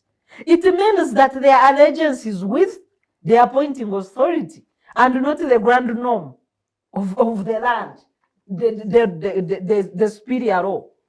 That's why you see when a petition by NUPO was filed in the Supreme Court, then the Chief Justice was called by cameras sneaking into State House. To do what? If it was a formal meeting, why was he sneaking in? Yeah. So when you have these contradictions, so our constitution was mutated by removal of safeguards and so many other articles that have been, amended in a way rewriting a constitution to serve a life presidency. And instead of the constitution being a roadblock on matters fundamental, like transition of power, human rights and freedoms, It is the You have the individual who is a roadblock, even to the constitution, to the extent that if the constitution comes in his way, the constitution must pave way Becomes irrelevant, instead yes. of the other way around. This is what we must reclaim as a nation. Judith, I was with a member of the CA, one of the members of the CA in the last 2 days. And interestingly, in a conversation related, they actually said, not in defense of Museveni, but saying that they themselves, and this was a very young member of the CA, is a fairly well-known name, said, look, we gave everything he wanted, and we're prepared to give him more. This is a very interesting point about this 10-year thing. Yeah. Because, one, there are people who were pushing allegiance to him. People like me, he was a fairly young person, very radical young person, said, well, whatever happened, we just thought we were in the dawn of a new era. And they said that we had some fantastic elders around us who were basically sort of like almost patronizing us that we're in a new dawn. And for him, he said he believed it. But the most important thing was that we were, as CA, prepared to give Museveni anything he wanted. And he really asked for many things. And I'm not going to some of the details, But they said we were content that it would only be for 10 years. Interesting what you're saying. What you've just said, for 10 years, only 2 days ago. Yeah. In fact, just the other day. So that's very important. That was where we went wrong. That's why we lost it as a country. Yes, and so sometimes I wonder. And then you realize that after that, I lose track of a format of conversation. But I want to say something else too. That I was in church yesterday morning within Kampala at a big national memorial service, the national figures there, national leaders as it were. And the presiding priest, said something very interesting. He said, once upon a time in Malawi, there was God in heaven and Banda in Malawi. And in Zambia, there was God and Kenneth Kaunda. But this person said that, you know what? These people loved their countries. This priest happens to be from within those regions. These people love their country. Said, Kaunda ruled Zambia until 1991. Everything he did, by and large, you may not like whatever he did and his ways, but he did it for Zambia. Do you know what I say? When this man left power in 1991, and I was privileged to meet him in London at the time, post his crying thing, I thought he was going to go to something. I said, look, Kaunda had only $5,000 after 27 years, I think. In his bank account. In his bank account. That's interesting. People clapped, some people were whatever, some people were embarrassed. Now that is an interesting thing. So what I'm saying is it linked. We discussed corruption, but we also discussed the statehood, and you're asking us the dialogue. I think Mwalimu Nyerere had nothing. He had nothing. He didn't have Yeah, a he bank didn't even account. have a bank account. And what about Kikwete? And I'll be interested to check exactly what was in Dr. Bote's account, but I can tell you it was not $5,000. It would almost be less. But that's really the power of the Those point. were the heroes of Africa. Yeah, so I am saying, after all this time, surely, haven't you had enough? Can't you let go? And this guy was talking philosophically about the person who's departed and is going to the next world. What really is it? But you don't know what's driving this guy. Sorry to interrupt you, some bit of information. Yeah. So one time, we were at a function with some of these former powerful ministers, highly connected, but also highly corrupt. So a bundle of dollars fell from his jacket pocket. So the people behind said, say, you leave this for us. But the guy bent down and picked the money. So he said that I grew up in poverty. I never want anyone carrying my blood, even if it's a drop, to meet poverty. So that's what's driving some of these guys. I think we need to have actually an in-depth conversation of how poverty shapes our leadership and also the future and all the mess that we actually go through as a country. That is true, but also part of the point that Sarah's made, because part of the conversations about this program is about citizenship. We are wondering, what is it? Where should we go? And those of us who are here, particularly the three of us, you know, we sometimes, we assume and we believe we're reasonable leaders and we believe we know quite much. But I can tell you, Judith, many a time, and you young viewers, sometimes we actually get stuck. Is it us? Have we got it wrong? Is there something that we don't understand? So that part of that point is to help actually undo the psychology pushing these guys, and to help you young, particularly young Ugandans, to know the mathematics around the people who are controlling your destiny. And if that is one of them, then I'm afraid we need to review how we move on as a nation and as a people. But I just want to say again that, look, you know, at some stage, like Dr. Ojambo was saying, at some stage, every Ugandan must begin to get rather impatient, because the status quo cannot maintain. Amazingly, that priest yesterday, you know what he was saying? That we have only one country. We have only one Uganda. Of course, for me, I've said I only have my only one Uganda. There's some people who might, I know some, you guys, I know some people who go to other places, including other countries. No, me, I have reasonable visa access to 1 or 2 places, but I only have one Uganda, and that's my only one country citizen. I know some people who may have other countries, but whatever the case, even if 10% of you guys have other countries, I know 99.999% of Ugandans have, this is our own country. So whatever the mess, we need to find a solution to deal with it. And these people who are stuck, holding our country hostage, we need in many ways, Sarah, to find a way in which to help them with their baggage. For me, I've carried their debt for the last 38 years. I'm prepared to carry part of their baggage, you know, if only it's to set free this republic so that there's a possibility beyond where we are. We are in a mess which is so completely unsustainable. Unacceptable. Thank you very much, Joseph. I think let's now move on from the issue of the judiciary, unless anyone wants to add something. But I thought we move on to the ongoing strike by the traders, in the interest of time. Just how much do you think our traders need to push before their demands can actually be met? Yeah, the traders, you know, we discussed these guys when they were striking last time. And I did think that nobody is going to listen to them,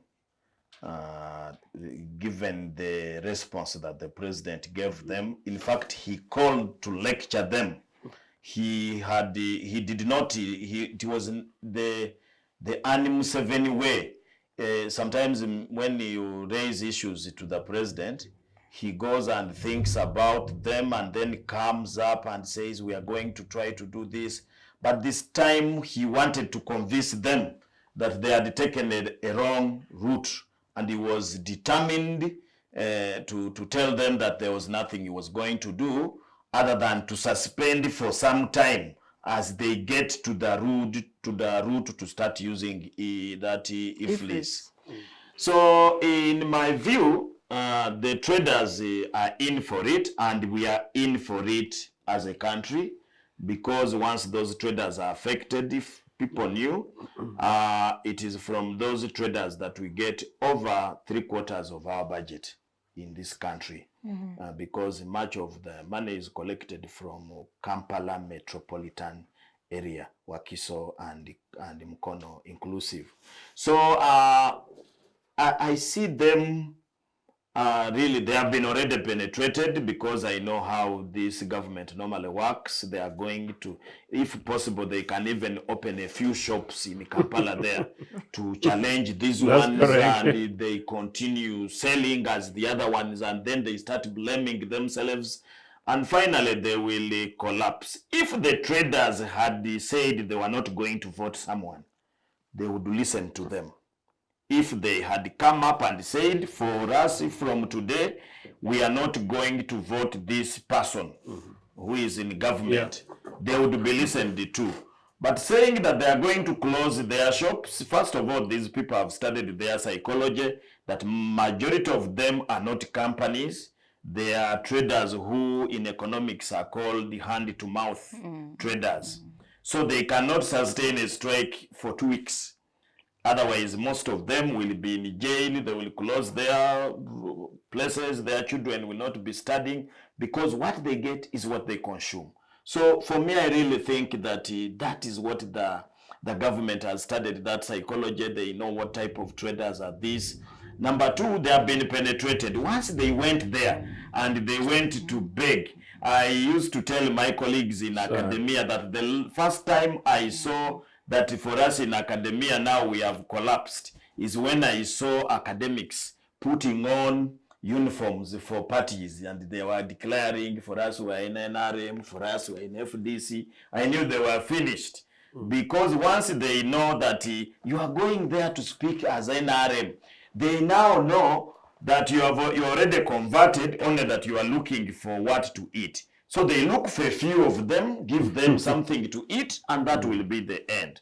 So the traders, I want to tell you the truth, I don't see hope in their strike. They are going to open the shops. Unfortunately, it is us who are going to suffer because we are the ones who buy those things. Even the influence thing which they are complaining about is a cost on us, the consumers. So the traders are finished. And I think, by the way, the last problem is that now there are so many organizations. There are so many organizations of traders. There is a Casita, there is a Traders Association, and that becomes a recipe for divide and rule.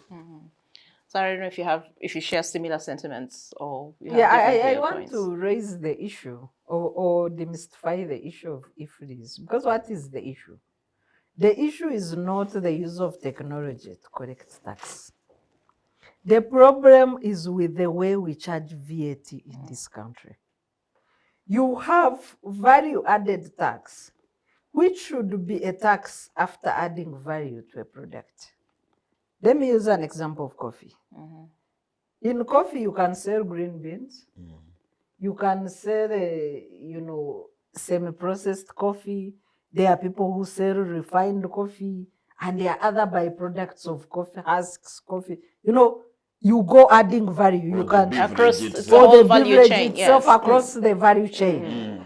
So the framers or the people who introduced value-added tax assumed that if you processed coffee into powdered coffee for tea, for consumption, you have added value, yes. and tax is charged at that point. If you processed coffee husks into manure or fertilizers, you've added value, and the tax is charged at that point. But in our case, we have misinterpreted value-added movement tax, and we charge it like a point of sale tax. So if you go to Kakira Sugar Works and buy sugar, instead of paying VAT at that point, as you come to the market, the wholesaler who goes to Kakira Sugar Works will pay VAT. The retailers who buy from this wholesaler will pay VAT. The other smaller shops who buy from retail to retail will keep adding VAT. And at the end of the day, you find that a minimum, a product produced in Uganda pays VAT 3 times.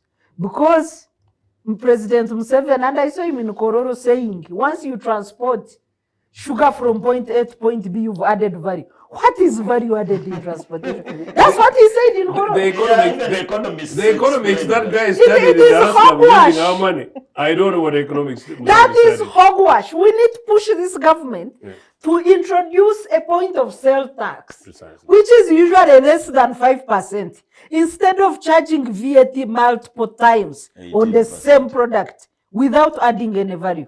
Transportation of a product is not value addition. We must join the traders, stop this fraud. In any case, we've got the direct impact. All the 6 VATs will come to a final consumer. Precisely. And again, including then when you go to a restaurant and you take tea. It's first-class fraud. We must stop it and introduce a point of sale tax, which is usually 2 to 3%. Joseph, over to you. No, I think just very quickly, because we don't have time. There are 2 things. There's something interesting Robert talked about, and this is this thing about the voter thing. We have a campaign which is not yet resolved on Nagongera Road. And the campaign was no tarmac, no votes. Then they later amended it, no tarmac, no vote for NRA, come 2026. Do you know there is some activity going on? Whether or not the work will begin this season or not, there is a debate going on around Agongara Road, Mulanda Road, Butaleja Road, going all the way to Mbali and all those places, Musolwe. And then, of course, the Busia Road, the old Busia Road, was started part of our other campaigns because that's the only road in the whole of New Tororo that has had tarmac. Why? Because these guys get pinched at the hip of it. They get pinched at the hip of it. And that's why I'm saying, really the answer to this, in part of what Sarah is saying, all of us must get engaged, all of us must get involved, and all of us must actively participate. Because do you know what? There is that young Kenyan activist 2 days before the gunning incidents and before the incident at Parliament. And that was the day, I think, the same day when young activists protected and led the military truck in peaceful demonstration in Nairobi. That young girl who these funny police guys tried to arrest, and she insisted and she refused and asked him why. When she left, she went away and simply said, people power, our power. But then there's this impressive thing that she said. When we lose our fear, we lose our fear, they lose their power. That linked to part of what Sarah is saying. We need to help liberate not only NRA, but to liberate the vast majority of the citizens of this country. And to do so, we need to continue punching this. That's really all we need to do. Because in any case, anyway, there is not going to be a fundamental change, material change in this country, unless Mr. Museveni retires and there's a new dispensation. Certainly unless Museveni and NRA retire.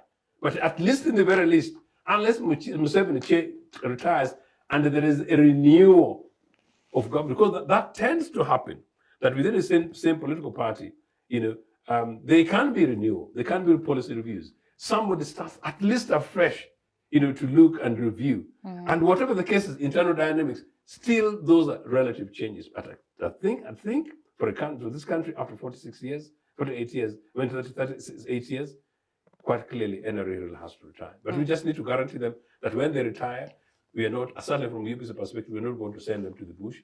They are part of us. We just need to find a way in which we're able to resolve our national contradictions and try and make sure that we build a future and possible for our children and children's children. Thanks a lot, Joseph. Let's cross over to our eastern neighbors in Kenya. President William Ruto continues to renew calls for a broad-based government. He's reaching out to opposition, especially the Raila Odinga camp. But we see an increasingly divided opposition in Kenya saying, look, we are not interested in being a part of this broad-based government. Some of them, I think, I was actually just reading, I think an hour or so ago, I think Martha Karua is expected to release a statement like she just does not want to be a part of Raila's Azimio camp that is actually pushing to work together with Ruto, because clearly she does not have trust in the way Ruto is actually managing the affairs of the country. But in light of this, what cards do you think Ruto is left with as he tries to unite Kenya to move forward, to forge a new path for the country? Judith, Ruto is not uniting Kenyans. Ruto is on a survival mode. And I've been telling people here that the history of Kenya is very unique to an extent that no alliance which has won an election goes to the next election intact. And that has already started. I told the people that, for example, when they were referring to Ford Foundation, we have now seen who the Ford Foundation was. Because I was really doubting that Ford Foundation can be involved in the kind of things that were there. Yesterday, the DCI is the Criminal Investigation Department for Kenya, ransacked the Deputy President's office. And they are linking his office to have supported certain activities of the Gen Z demonstrations. In fact, in Parliament right now, there's already a move. People are signing signatures to impeach him. So before even the Gen Zs came, there was a crack, there was a problem between the Deputy President and the president. And the president was speaking about uniting the country. And Rigathi Gachagua was arguing for one vote, 1 shilling, one vote, 1 shilling, and there is another one thing, which you remember during the BBI thing, he insisted on, and when the BBI was defeated, they dropped the idea, but he has resurrected the matter. And they had started problems in that. So let me come to what you have said. Of course, I told you last time we were here when we were discussing that matter in general, that something is going to come up. There's going to be some alliance of some sort, and that alliance has now come between Baba's ODM and Ruto's UDA, those two parties. Of course, the whole of Azimio are not supporting that alliance, including ODM as an establishment. Because even ODM as an establishment has also said it is just individuals. And yesterday, they allowed the 4 people who were nominated to be, they are going to add another one. There is a lady who is being proposed for Attorney General. And that lady has been the one serving at the headquarters of ODM. So there are going to be 5 who are going to be released. And Kalonzo now is the leader of Azimio, because they are telling Raila Odinga to go away. Kalonzo with the Wizi Wiper Party, then DAP with the Wamalwa, and that group, including Uhuru Kenyatta's Jubilee. They are saying for them, they are not going for that thing. And now if you listen to talk shows, Kalonzo is speaking for Rigathi. In fact, there is already an alliance which is coming up between Kalonzo, Wamalwa, Uhuru, and Rigathi. Then there is another against the alliance now between Odinga, Ruto, and those other groups, Wetangula and others. And it is now solid. It looks like it has already been sealed. So this time we are going to see a situation where, and because it is most likely that Baba will not run for presidency, because his chances of winning the AU chairmanship are really very high. They are hoping that he wins. If he doesn't, that will be a different matter. But as I end, let me just give you the history of Baba. Baba was imprisoned in 19... the first imprisonment was in 1986. Not true. 82, yes, 82. After the attempted coup in 81, he was arrested. Then in 1991, he went to exile, and when he came back, he contested with the KANU. He lost the election. In fact, he was number 4, but he served in Moi's government. The others, Kijana Wamalwa, Kibaki, Matiba, because he was number 4 in order. He served in the government. That was in 1992. In 2002, he again stood, and he again served with the KANU, because the KANU won, he served. 2007, he stood. And 2002 is when Kibaki came in. Yes. Yes, he served. Yeah. He served in that government. In 2007, he served. In 2013, we can't say he served, but there was a handshake. There was a handshake. So Baba has always stood and lost election, but he has served in government. Throughout, yes. Different presidents. He stands, he loses the election, but he will always be part of the government. Right now, he is, in fact, Baba, right now in Kenya. Baba is not only, they have been saying that Baba is the 4th estate of Kenya. In fact, right now, Baba is the constitution of Kenya. Because right now, Orengo and his other ardent supporters are not with him. But none of them criticizes him. And I'm very, very sure he's going to speak to them and they will say that Baba is always right. So me, I think Kenya is normally always ahead of time. They are planning for 2027. And we are now seeing that this time the thing is going to be Western, Rift Valley, because Baba has a lot of following. He lost an election, but he controls coast, he controls Western, because Western, Ruto only managed in Western to get 200,000 votes. In the lower land, it was almost nothing, Nyanza.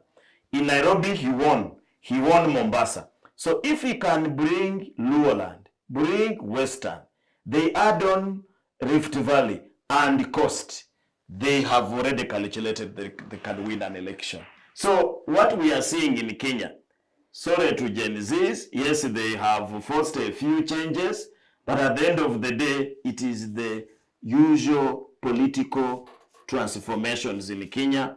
They are now planning for, yesterday Ruto was already moving. In fact, yesterday he was in Western. He was in Homa Bay. And he was asking the people of Homa Bay that in 2007 he supported Baba. And they won. Baba became the prime minister. They did not win the presidency, but Baba became the prime minister. In 2013, Baba did not support him. In 2022, Baba did not support him. So what is the problem if Baba this time also scratches his back? And I saw people were almost in unison. So me, I think the politics of Kenya, we need to be very careful. Those guys are planning for 2027. A government of national unity, I don't think. Because if you look at the people who have been appointed, in fact, ODM are the biggest achievers in this thing. The UDA are now complaining. I saw in Western Kenya just Let's just be mindful of time. Yeah, the last statement. In Western Kenya, people are already saying that they have gotten nothing from UDA, and it will be a huge thing. Okay, so we just need a few more minutes just to wind up. Robert says Ruto is in survival mode. I don't know if you agree, and if it is, if you think he's in survival mode, what are his chances of survival?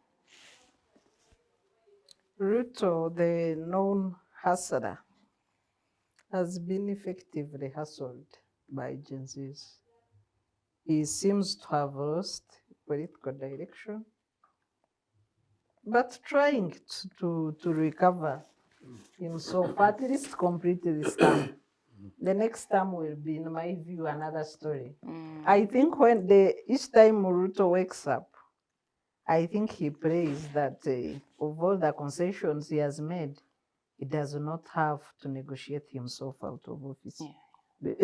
he actually looks really stressed. He looks so yes. stressed. So his last gamble to appoint 4 ministers or cabinet secretaries from the ODM, and he has announced that he hopes that he will appoint more, is a final gamble. And I agree with the objections of Kalonzo Musyoka, Martha Karua, and other. Senator Mwanzo was on Civic Citizen TV this morning, saying that a broad-based government is the new broad-based, oppressor. Because when you appoint the leader of minority in parliament, and for Kenya, once you are appointed as a cabinet secretary, you resign your parliamentary seat. That is abuse of the checks and balances in a democratic government, because the role of minority is checks and balances. So when you get their leader, now you are telling is it Kenya Kwanza, what is Azimio la Moja coalition, that they have no leadership in parliament.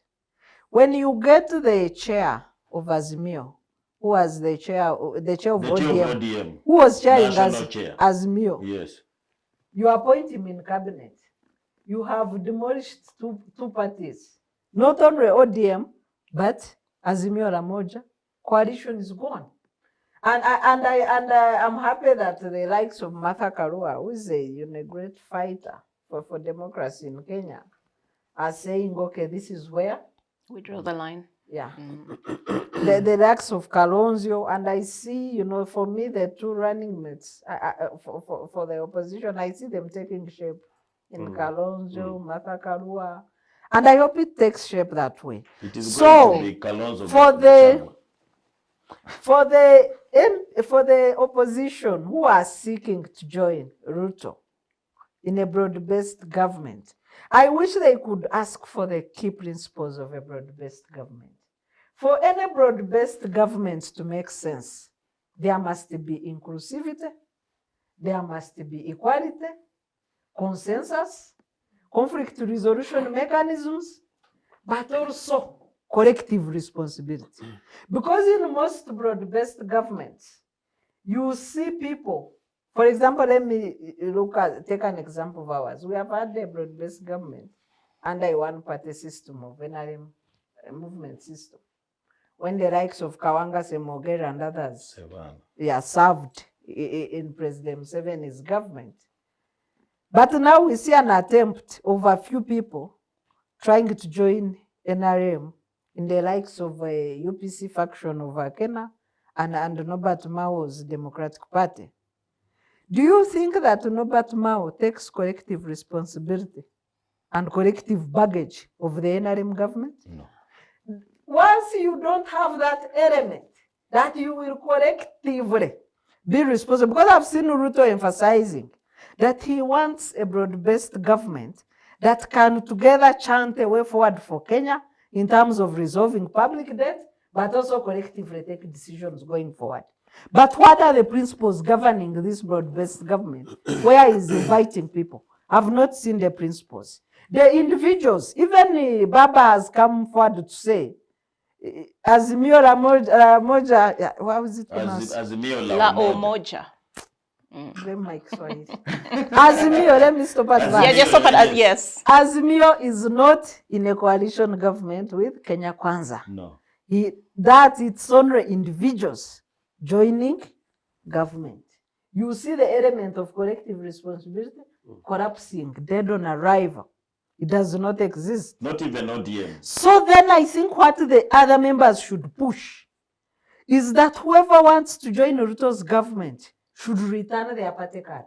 Since they are going in their individual capacity, let them also shed off the party cards of the other parties that are not agreeing with the move and go and serve as pure individuals, non-partisan, with no leaning of the opposition, so that they do not drag the opposition in this match, and they do not create a fusion that blocks the checks and balances that the legitimate opposition is supposed to offer. Thank you, Sarah. Joseph, which way forward? Just to build on it, and I know we have very few minutes indeed. When in 1995, after the NRA constitution that did not lift the ban on political parties, kept Article 269, and following the presidential elections, there was parliamentary elections 6 months later,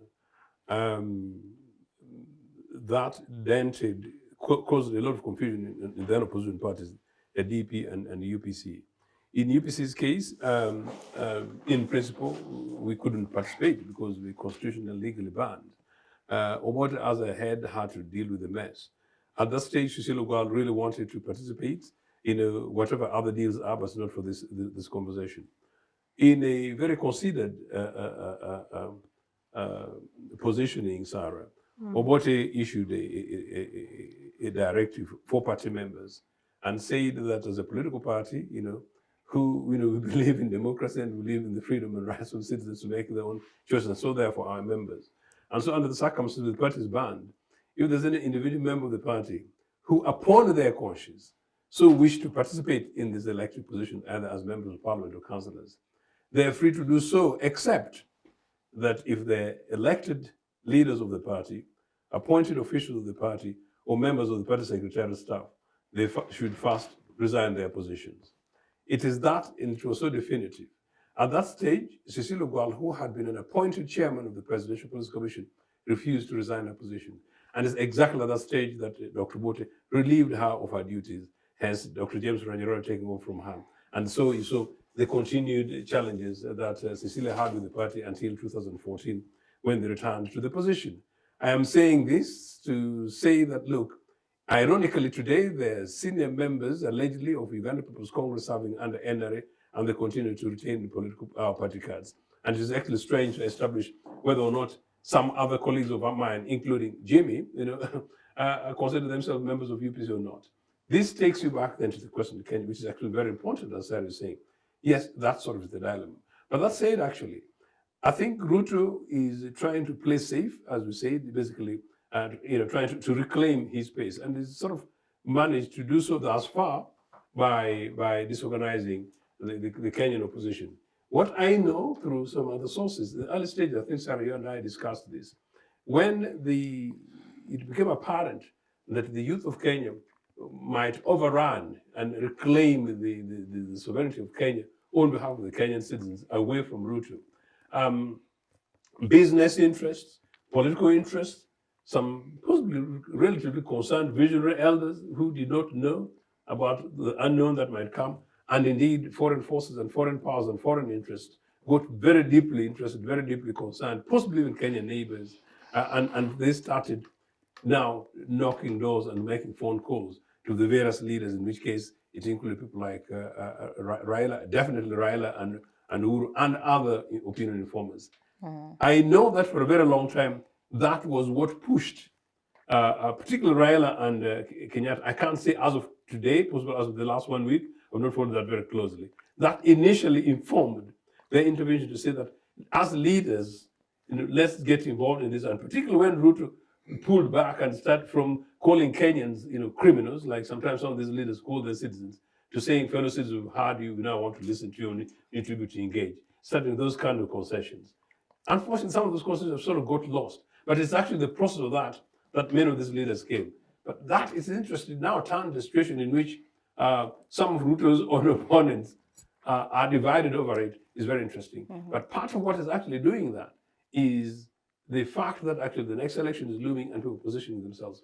One, the apparent fact that almost suddenly Raila might go on to the AU, and if he went to the AU, that means there will be space, for the next positioning, which is almost certainly Comrade Musyoka and indeed the Martha ticket. It will be interesting to say that actually Martha, who genuinely perhaps usually would possibly not say anything that Raila hasn't said, they realize that in the absence of Raila, they need to be thinking and talking the language that the majority of Kenyans who would vote for them would want to hear. Granted, it actually seems to be the consensus position, except that we don't know what the cards the Railas were playing at the time with the Rutos. I'd be very surprised that Raila, who was battered by Ruto, in many ways in the last 2 years, is doing a deal with Ruto because he actually thinks that is the direction for him. But he has always done. No, but no, fair enough. But so We have going forward, one simple, clear thing though, whatever the dynamics, we must give it up to the Kenyans for the ability to engage, Navigate. and to navigate and engage. But most importantly, actually to give and take. How I wish Comrade Museveni would only take 1% from Kenya. This country will be going very, very far. But as I told you, it's not going to go anywhere until Comrade Museveni, unfortunately, leaves State House. Well, that's it for now. Thank you very much to all of you, Joseph, Sarah, and Robert. This is the Citizens Chat Show on Civic Space TV. My name is Judith Atim. We've been analyzing issues to do with the judiciary and how judicial matters have been handled in Uganda in the past and what we've seen lately, plus the developments in Kenya. Thank you very much for your time, and we hope to have you again next week, same time. Thank you. Bye.